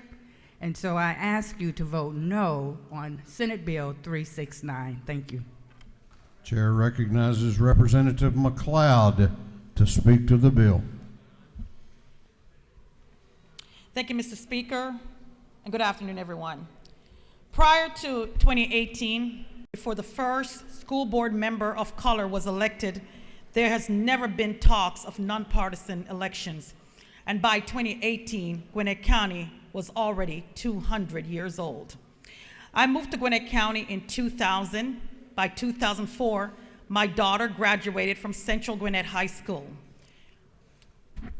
During her high school years at Central, students the student body was overwhelmingly white, and the school board members were all white. We didn't go to the school board meetings like a mob to disrupt and antagonize. No, we respected each member and trusted that they had our children's best interests at heart. But our trust was ill-advised because as the number of children of color grew in Gwinnett County public schools, so did the disproportionate disciplinary actions being leveled at our children. When I was approached by the Lawyers Committee on Civil Rights in 2016 to be a plaintiff on 3 lawsuits, I agreed. One of the first lawsuit that I was a part was the gerrymandering of District 105. The second was the question of why that the Board of Commissioners was not diversified, and the third was why the school board wasn't diversified. Gwinnett County had already flipped from a predominantly white county to a county where the majority are people of color. In 2017, I participated in depositions of all 3 cases. During the Board of Commissioners' deposition, one of the sitting commissioners was asked, "Why is it so difficult to diversify the Board of Commission?" And she responded, "I don't see what the problem is. They have nice houses and they've got nice cars. What more do they want?" During the deposition on the school board in 2017, 2 out of the 5 all-white school board members were asked their opinions on segregated schools in the 60s and 70s. Both women responded they didn't have an opinion. The lawyer then asked them, "What is your opinion on segregated schools sitting here in 2017? Both women stated they had no opinion, even though 8 out of 10 students in Gwinnett County public schools are students of color. This legislation to turn the school board elections into nonpartisan races is not about fairness or taking politics out of school, because our children have been subjected to discrimination and politics by people who are supposed to be helping to protect them. The minority Republican members of the Gwinnett delegation was unable to present ideas and policies that will sway people who might not look like them to vote for them. Instead, they come up with ways to cheat or divert from the issues. Instead of earnestly trying to update the quality basic education formula from 1985, they use nuanced explanation to say they are fully funding the QBE formula based on the 1985 formula. I can assure you Gwinnett County does not look anything like it did in 1985. Diverting $127 million to private prison will only continue to fill the school to prison pipeline. The very thought that people of color are capable of leading may be foreign to my Republican colleagues, but I assure you, not only can we lead, but we've been leading for thousands of years, and we will continue to allow you, we will not continue to allow you to define who we are or continue to endanger our children. My grandson now attends Gwinnett County Public Schools, and I will do anything and everything in my powers to protect him and all our children. What the Republican majority in this House have been doing is abusive. They have abused the rules, they have abused the minority members of this House, and they have abused our constituents. I will leave this well with this warning from my grandmother, who used to always say, "Nothing is forever, nothing lasts forever, delay is not denied, God don't like ugly," and I ask you to reject SB 369 by saying no. I yield the well. Chair recognizes Representative Mitchell to speak to the bill. Thank you, Mr. Speaker. I am a duly elected member of the Gwinnett delegation and delegation secretary, and I do not support this bill, and am asking you all to vote no on SB 369. I yield the well. Chair recognizes Representative Kennard to speak to the bill. Thank you, Mr. Speaker. I rise today in opposition of SB 369. As most of you know, I'm Georgia grown. I was born at Crawford Long Hospital, just a few miles down the road, and was raised in Gwinnett County. I'm a product of Gwinnett County Public Schools. Raised my family in Gwinnett County. All three of my daughters are graduates of Gwinnett County Public Schools. We are all in with GCPS. Now, when I was going first grade through 12th grade in Gwinnett County, that was from 1972 to 1984, and I graduated from Parkview High School in '84. I was very involved at Parkview. I was in the chorus, band, beta club, played varsity sports, kind of well-rounded, played baseball and basketball. As a matter of fact, for your enjoyment today, I scanned a picture of my yearbook. This is the 1983 basketball team that I played with, and I know all these white guys look just alike, so let me identify myself. I'm in the second row in the dead center, kind of a character out of Welcome Back, Kotter. Not too long after that picture, yes, you're welcome. Not too long after that picture was taken, I lopped off the sides of my hair and for about 5 or 6 years sported a mullet. Business in front, party in the back. But that's what the basketball team for Parkview looked like in 1983. I've recently attended some Parkview sporting events, and the basketball team looks nothing like that these days. When I was in first grade, Gwinnett County was about 70,000 people, and during my entire K-12 experience, I did not go to school with one person of color. But something beautiful and powerful has been happening to Gwinnett and other metro counties for several decades. It's called growth and diversity. Gwinnett County has now swelled up to about 1 million people, and most of that growth has been from people of color, minority groups that have relocated to Gwinnett County. Gwinnett County is now the most diverse county in our state, one of the most diverse in the country. I often use the metaphors of scripture, so for me, Gwinnett County is a coat of many colors and a sound of many waters. We're so eclectic with our cultures and ethnicities, language, faith traditions, sexual orientations, and more. Now, the dynamic of this diverse growth has been happening for decades among Gwinnett citizenship, but not so much among its elected leaders. The Board of Commissioners and the school board has not looked like Gwinnett citizens until very recently. The county was a coat of many colors, but the boards were monochromatic white. Not until 2018 did we break the color barrier with the first person of colors in our county commission board and school board. In 2020, both boards flipped significantly and became predominantly men and women of color. Now, this change did not happen via an insurrection, no hostile government takeover. There was no coup. It happened at the ballot box. The locals in the community cast their vote, used their democratic voice. These new leaders were duly elected. Democracy worked. Locals determined their fate. But as I personally witnessed this transition of leadership, this transition of power, I wondered what the white community who had been in power for 200 years would do. You know, we were comfortable with people of color being on the bus, but now that they're driving the bus, what will we do? What would the response be? Let me stick a pin in that for just a moment. Right outside the Capitol building on the grounds is a bronze sculpture named Expelled Because of Color. It honors the 33 African-American formerly enslaved men who became state representatives and state senators in the Georgia Assembly. The United States had just defeated the Confederacy, winning the Civil War, and Congress passed the 13th and 14th Amendments.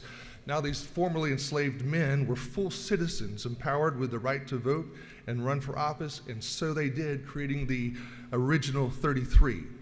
We call this era in our history Reconstruction, but it did not last long, about 10 years roughly.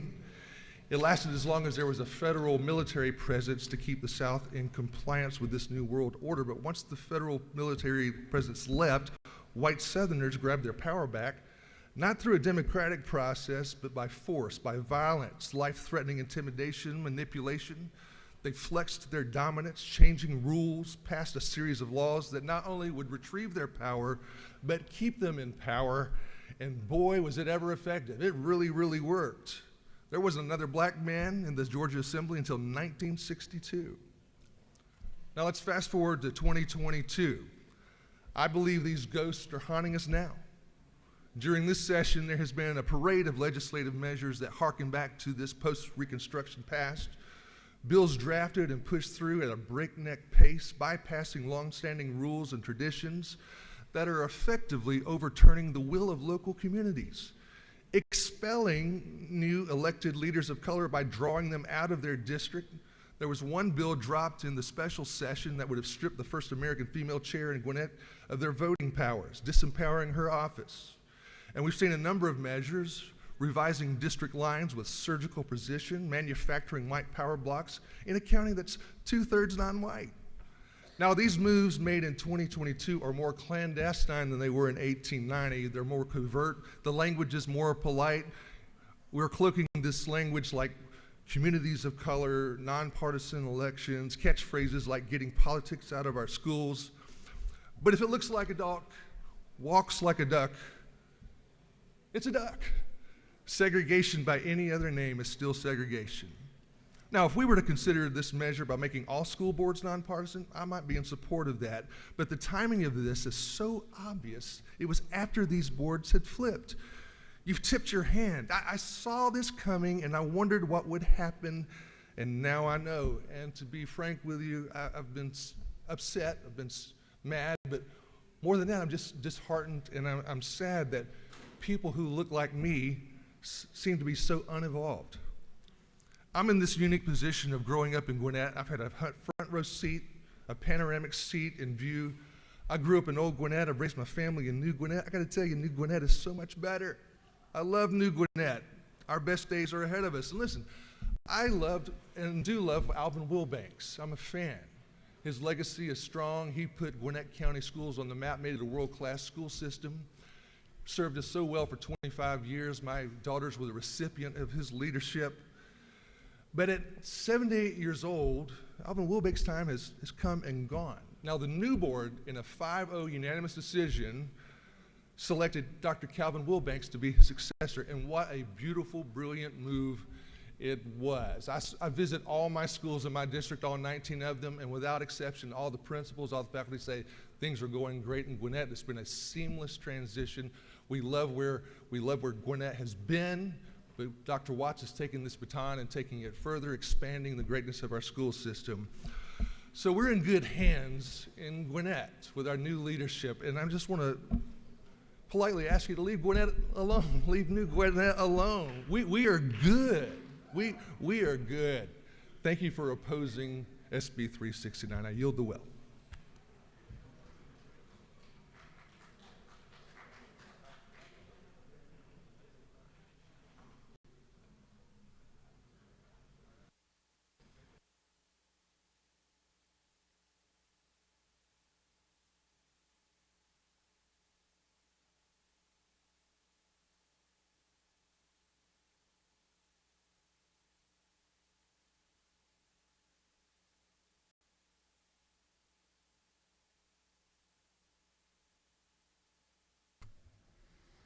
Chair recognizes Representative Jasmine Clark to speak to the bill. Thank you, Mr. Speaker. This afternoon, I rise in opposition to SB 369. Let's be clear, SB 369 is a local bill by law. It affects one county, just one, Gwinnett County, not Cook County, not Habersham County, not Floyd County, just Gwinnett County. You have heard here with your own ears, you have seen here with your own eyes that a majority of the duly elected members of the Gwinnett delegation do not support this bill. 10 of 18 or 56% of the delegation reject this legislation. If this bill is not supported by the majority of the delegation, chosen by their constituencies to act on their behalf, then a vote on this bill is a vote against the people of Gwinnett. So you may be saying to yourself, well, I'm a Republican and I don't care what the Democratic members think about this bill. And that's fair, whatever. Well, if that is your posture, then I would submit to you that 60,000 plus Gwinnett Republican voters were specifically asked if they want to know the party affiliation of the school board members, and a supermajority of those voters, 71%, said yes, they want to know the party of their school board members. If you zoom out, greater than 65% of 1 million Georgia Republican voters across the entire state also said they want to be able to know the partisan leanings of the school board members in their county. Which is why the author of this bill conceded and had to make this a local bill instead of a statewide bill that would affect every county. I have not seen a single solitary shred of evidence to show that the sentiment of the voters has changed. So we asked, if we want to do this, why don't we ask the voters? We just asked them in 2020, and they said no to nonpartisan.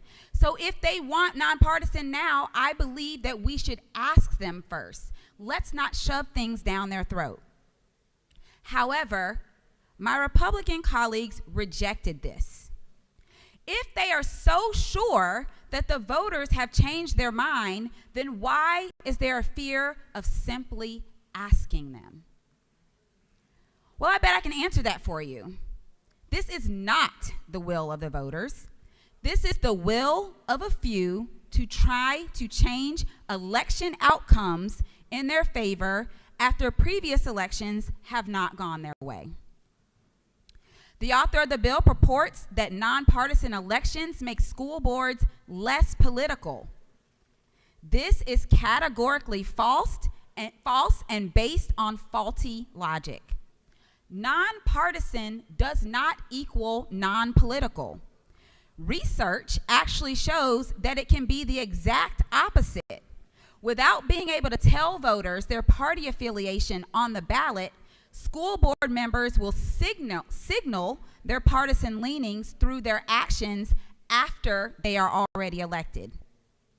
Nonpartisan elections don't remove politics, it removes information. How do I know? Because the voters tell me how difficult it is to find out where some nonpartisan candidates stand on the issues that they care about. Now, if it's difficult in a year where many nonpartisan candidates have been running for months, it will be exponentially more difficult when we abruptly change the general election date in the middle of an election year. This bill changes the election date in the middle of an election year. How would your voters feel if they were looking forward to voting for you in November and all of a sudden it was moved to May of this year? They'd probably be pretty upset, especially in a year where so many other things are changing. Voters are having to deal with new districts and district numbers. They're having to deal with new candidates. They're having to deal with new voting rules. We have not had an election in Gwinnett County since SB 202 was passed. So there are a lot of things that voters are already going to have to deal with, and now we're throwing this at them too. Why would we do this to the voters when they have specifically and definitively told us not to? Today, you are being asked to cast a vote for a county that 90% of you in this room do not represent. When doing this, it is important to lean on the will of the people. To vote for this bill is not an attack on me. It's not an attack on my Democratic colleagues or the Democratic caucus, but it is a direct assault on the hundreds of thousands of people in Gwinnett that we represent. Please do not disrespect the residents of Gwinnett. Please do not devalue the votes of the people of Gwinnett. Please do not ignore the people of Gwinnett, Democrat and Republican, 71% of Republicans. Please vote no on SB 369. Thank you, Mr. Speaker. I yield the well.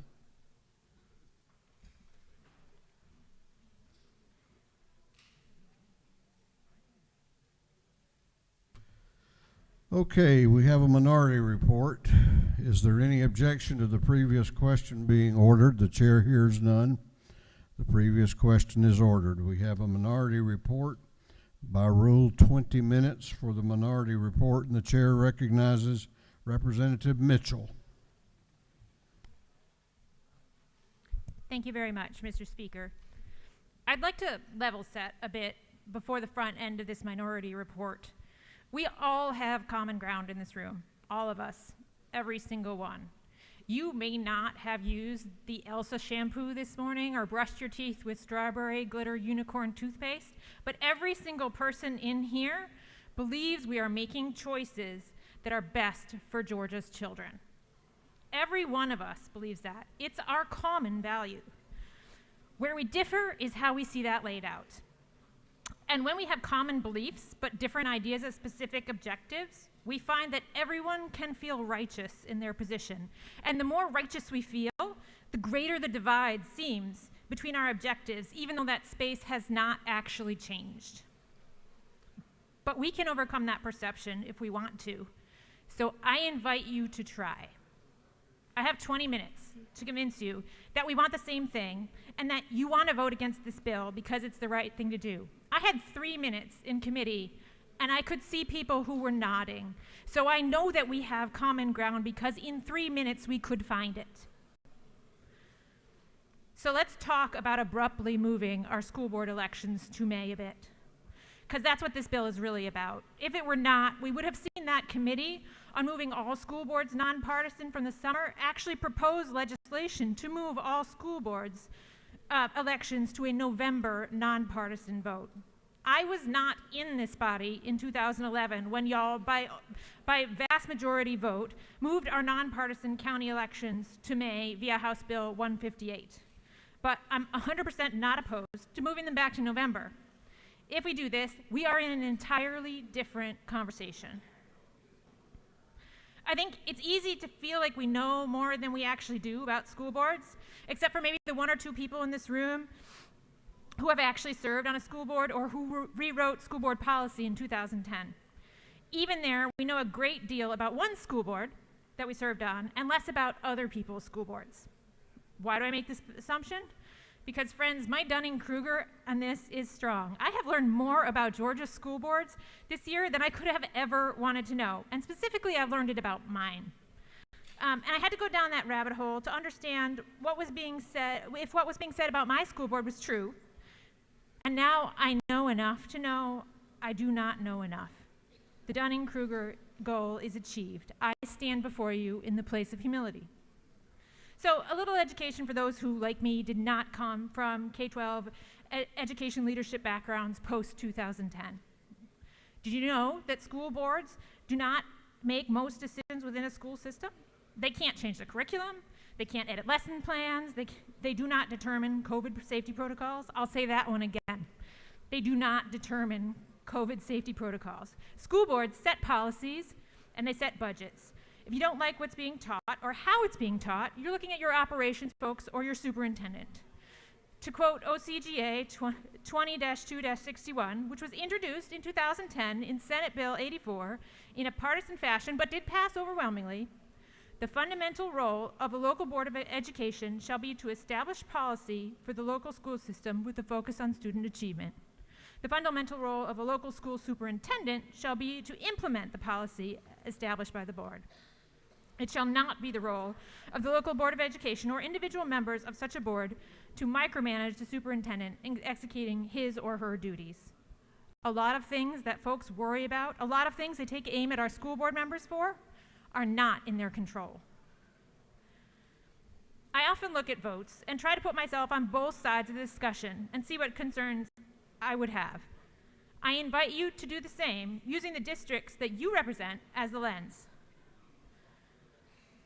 Let's look at the school boards that we each represent in this discussion. Think of the school boards, the districts that elected you to be here. I have spent an unreasonable amount of my time as a legislator understanding what school board makeup looks like here in Georgia, and whether that should remain in the hands of the local delegation. And I don't mean in the hands of a single member of the delegation or a small part that reflects the voices of only a loud but tiny minority of the residents of that county. I mean all of us. I actually reached out to every partisan county school board that had publicly available email addresses, and I asked all the members if they'd like to offer an opinion. And I know a little bit about survey design, so I kept my ask really simple. Should these decisions remain local? Should your board remain as it is? Should all boards remain as they are? And would a change be disruptive? I got responses to the survey from multiple counties, and I got a few emails from folks who did not want to fill out the survey with a county identifier, but did want me to know where they stood. And by multiple counties, I mean 16. You can listen and hear if the counties you represent are in it. Barrow, Chattooga, Cherokee, Cobb, Crisp, Fayette, Forsyth, Gordon, Greene, Hancock, Newton, Paulding, Polk, Taylor, Thomas, and Washington. Notably, Gwinnett is not in that tally. 75% of the folks who responded to me wanted this decision to remain local. You know what else? They didn't all want it to remain partisan. About half of them wanted to be nonpartisan. So if you represent one of the counties that I just named, ask them if they want a change. That's their local decision, and it should be respected. As a note, there were 2 counties that do very much want to change to nonpartisan. One for the same reason I'm arguing in this bill. They want more people having input in their election. Fewer voices are heard in their school board elections because there are only candidates from one party running. So in their election, if you want a voice in the school board, you need to be voting with that party in the primary. Moving to a nonpartisan election, but in November, would allow every vote to maximize the number of voices of local families that weigh in on school board membership. So let me drill down into that a little bit so you understand it better. And let me put it in the words of a fellow elected, because I think everyone in this room can have this conversation. Do you know your vote goal for this May? That's the number of people who have to turn out and cast a ballot for you to win a May election. What's your voter universe for your May election to get to that vote goal? Do you have that number in your head? Does it look the same as in the general?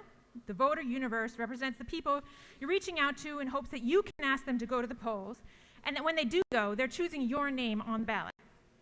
Is the universe more or less inclusive of independent, nonpartisan folks in May or in November? To be clear, it's November.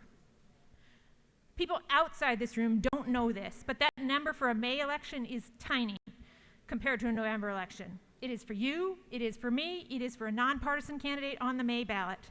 And that's not just because you're casting a partisan ballot in a primary. If the election you're trying to win is Democratic, nonpartisan, or Republican, turnout in May is vastly less than in November.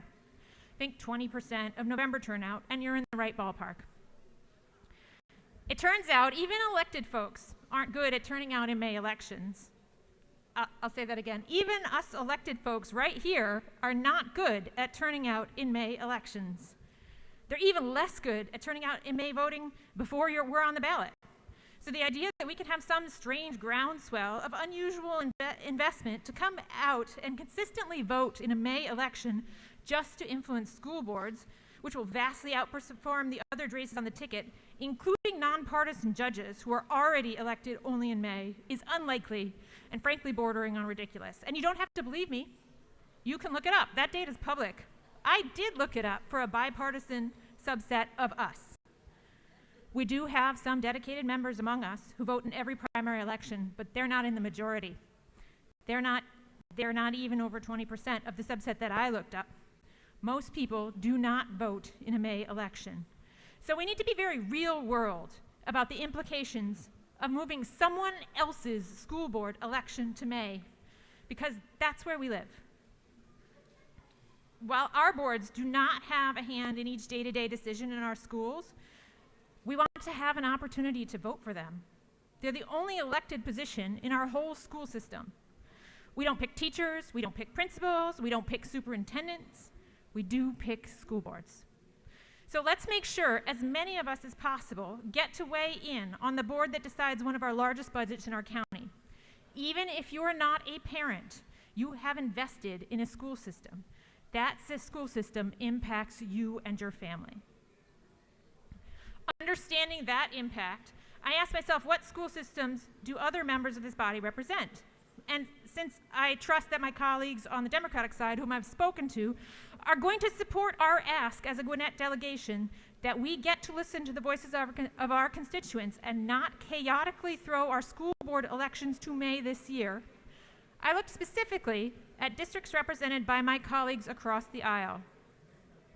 So I ask you, if you can hear me in this room, do you know if the school boards you're representing are partisan or nonpartisan? Do you know whether they want their elections in May or November? Let's start with a breakdown of that representation into two of the simplest categories. Are all the school boards you represent nonpartisan? Are none of them? How many county school boards do you represent? Well, the median number of county school boards in a currently Republican-held state house seats is 2. The maximum number, if I'm correct, represented by any single colleague across the aisle is 9. And if we break that down into November elections and May elections, you're actually all the way over the map. I believe 19 of my colleagues across the aisle do not represent a partisan school board at the county level. So there are 19 of you whom, if you vote against Gwinnett's autonomy in this space to decide our own school board makeup and election time, you're not voting against what we do in the district I represent. You are, however, voting against what the residents of the district you represent would want done to them, which is for legislators from other parts of the state to make a partisan decision, because this would be a partisan decision, make no mistake, to change how their school system elections run, and to do that with only a few months until their brand new election time. It's just not right. There are around 35 of my colleagues across the aisle who represent only partisan school boards at the county level.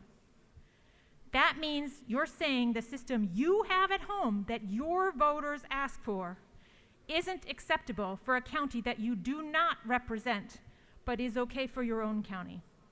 And let me assure you, all your primary electorates, they all voted in 2020 on that same ballot question, and they all wanted partisan affiliation to be known in school board elections. The only exception to that in the entire state is Truland County, which ironically is actually partisan right now. The remainder of my colleagues across the aisle represent at least one partisan and at least one nonpartisan school district. If you stand in that position, do you know which is which? Does one run so much better than the other that you'd want the rest of the state to decide for you that we should abruptly change the other? Likely not. But if that's the case for you, then you could have a yes vote here, but there shouldn't be very many. You are all voting to change my school board. And unlike a state house district, which is not anyone's to own, this is my school board.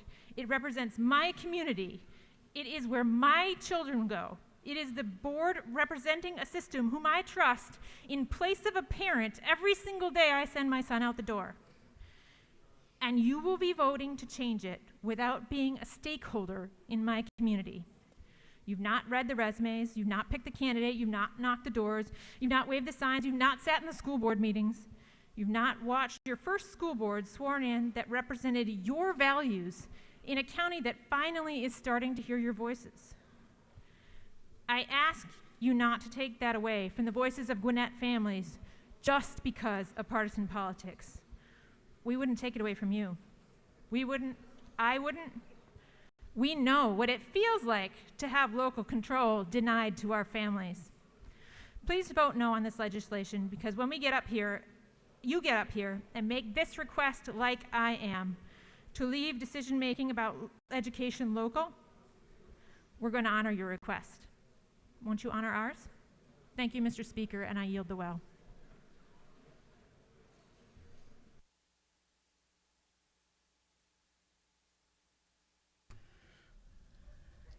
Is there any objection to agreeing to the report of the committee which was favorable to the passage of the bill? The chair hears none. The report of the committee is agreed to. Shall this bill now pass? All those in favor of the passage of the bill will vote aye. Those opposed will vote no, and the clerk will unlock the machine. What purpose does Chairman F. Strachan rise? Parliamentary inquiry. State your inquiry. Mr. Speaker, isn't it true that testimony was provided that the Association of School Boards, as well as the Gwinnett Chamber of Commerce, support local offices being nonpartisan? If the gentleman so states. Further parliamentary inquiry, Mr. Speaker? Yes. Isn't it true that as a member of the bar, an attorney, I showed incredible restraint not asking Chairman Taylor to speak for 20 more minutes in the well as part of her chairman's time to get this question to the body of the House so they could vote on it? You want a medal for that? We'll give you one. What purpose does Chairman Rich rise? Parliamentary State your inquiry. inquiry. Isn't it true that parents from every corner of Gwinnett County have expressed frustration at the hyper-politicization of our school system? If the lady so states. What purpose does Representative Jasmine Clark rise? Parliamentary inquiry. State your Mr. Speaker. inquiry. Is it not true that 71.46% of Republican primary voters reject nonpartisan elections in Gwinnett County, and to vote yes for this is to vote not only against Democrats but Republicans as well? I haven't seen that polling, but if the lady so states, I'm sure she believes it to be true.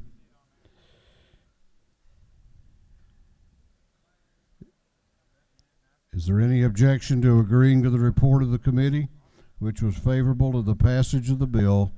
The chair hears none. The report of the committee is agreed to. Shall this bill now pass?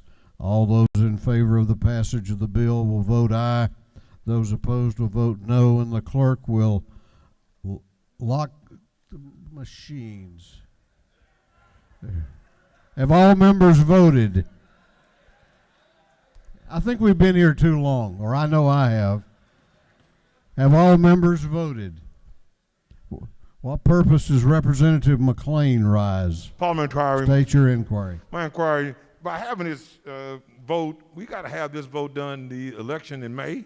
Is that time to turn around anything? I have no idea, Representative. Thank you. Have all members now voted? If so, the clerk will lock the machines on the passage of Senate Bill 369. The ayes are 95, the nays are 61. This bill, having received the requisite constitutional majority, is therefore passed. House Bill 961 will be postponed to the next legislative day. What purpose does Representative Cantrell rise? To make a motion. State your motion. I move that House Bill 60 be recommitted to the House Education Committee. Chairman, clerk will read the caption. House Bill 60 be titled an act to amend Title 20 of the official code of Georgia annotated relating to education so as to provide for the establishment of educational scholarship accounts.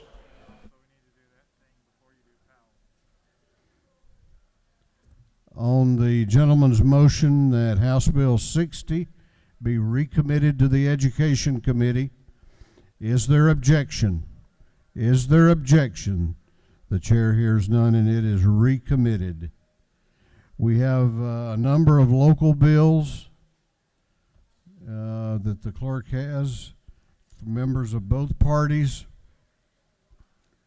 The chair will ask for unanimous consent that the rules of the House be temporarily suspended to allow the bills to be read for the first time and assigned to committee.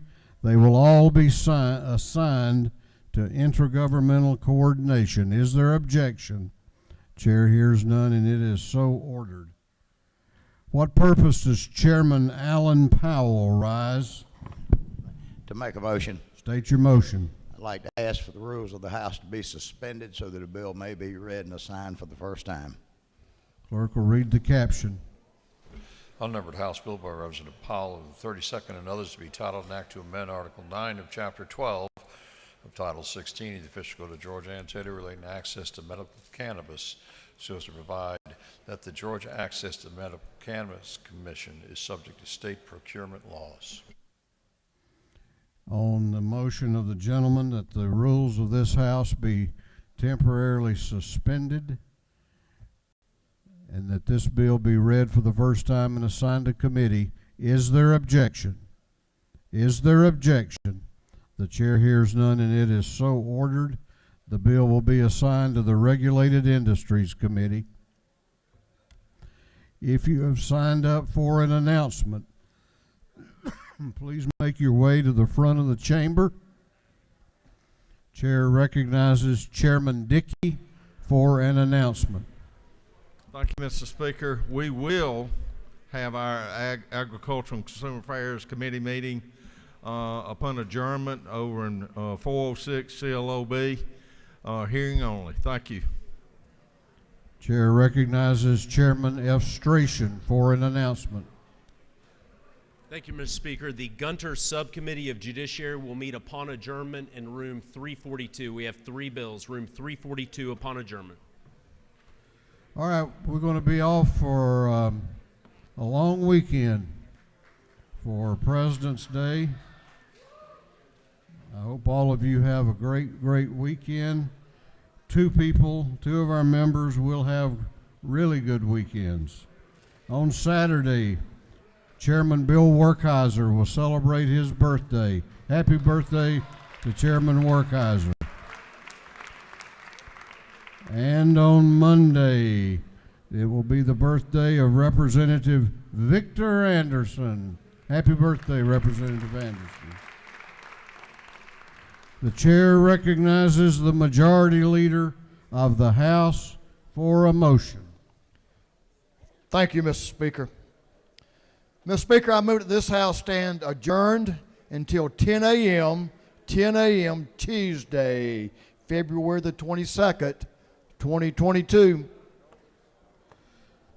The majority leader has moved that this House be adjourned until Tuesday, February 22 at 10 a.m. All those in favor of the motion will say aye.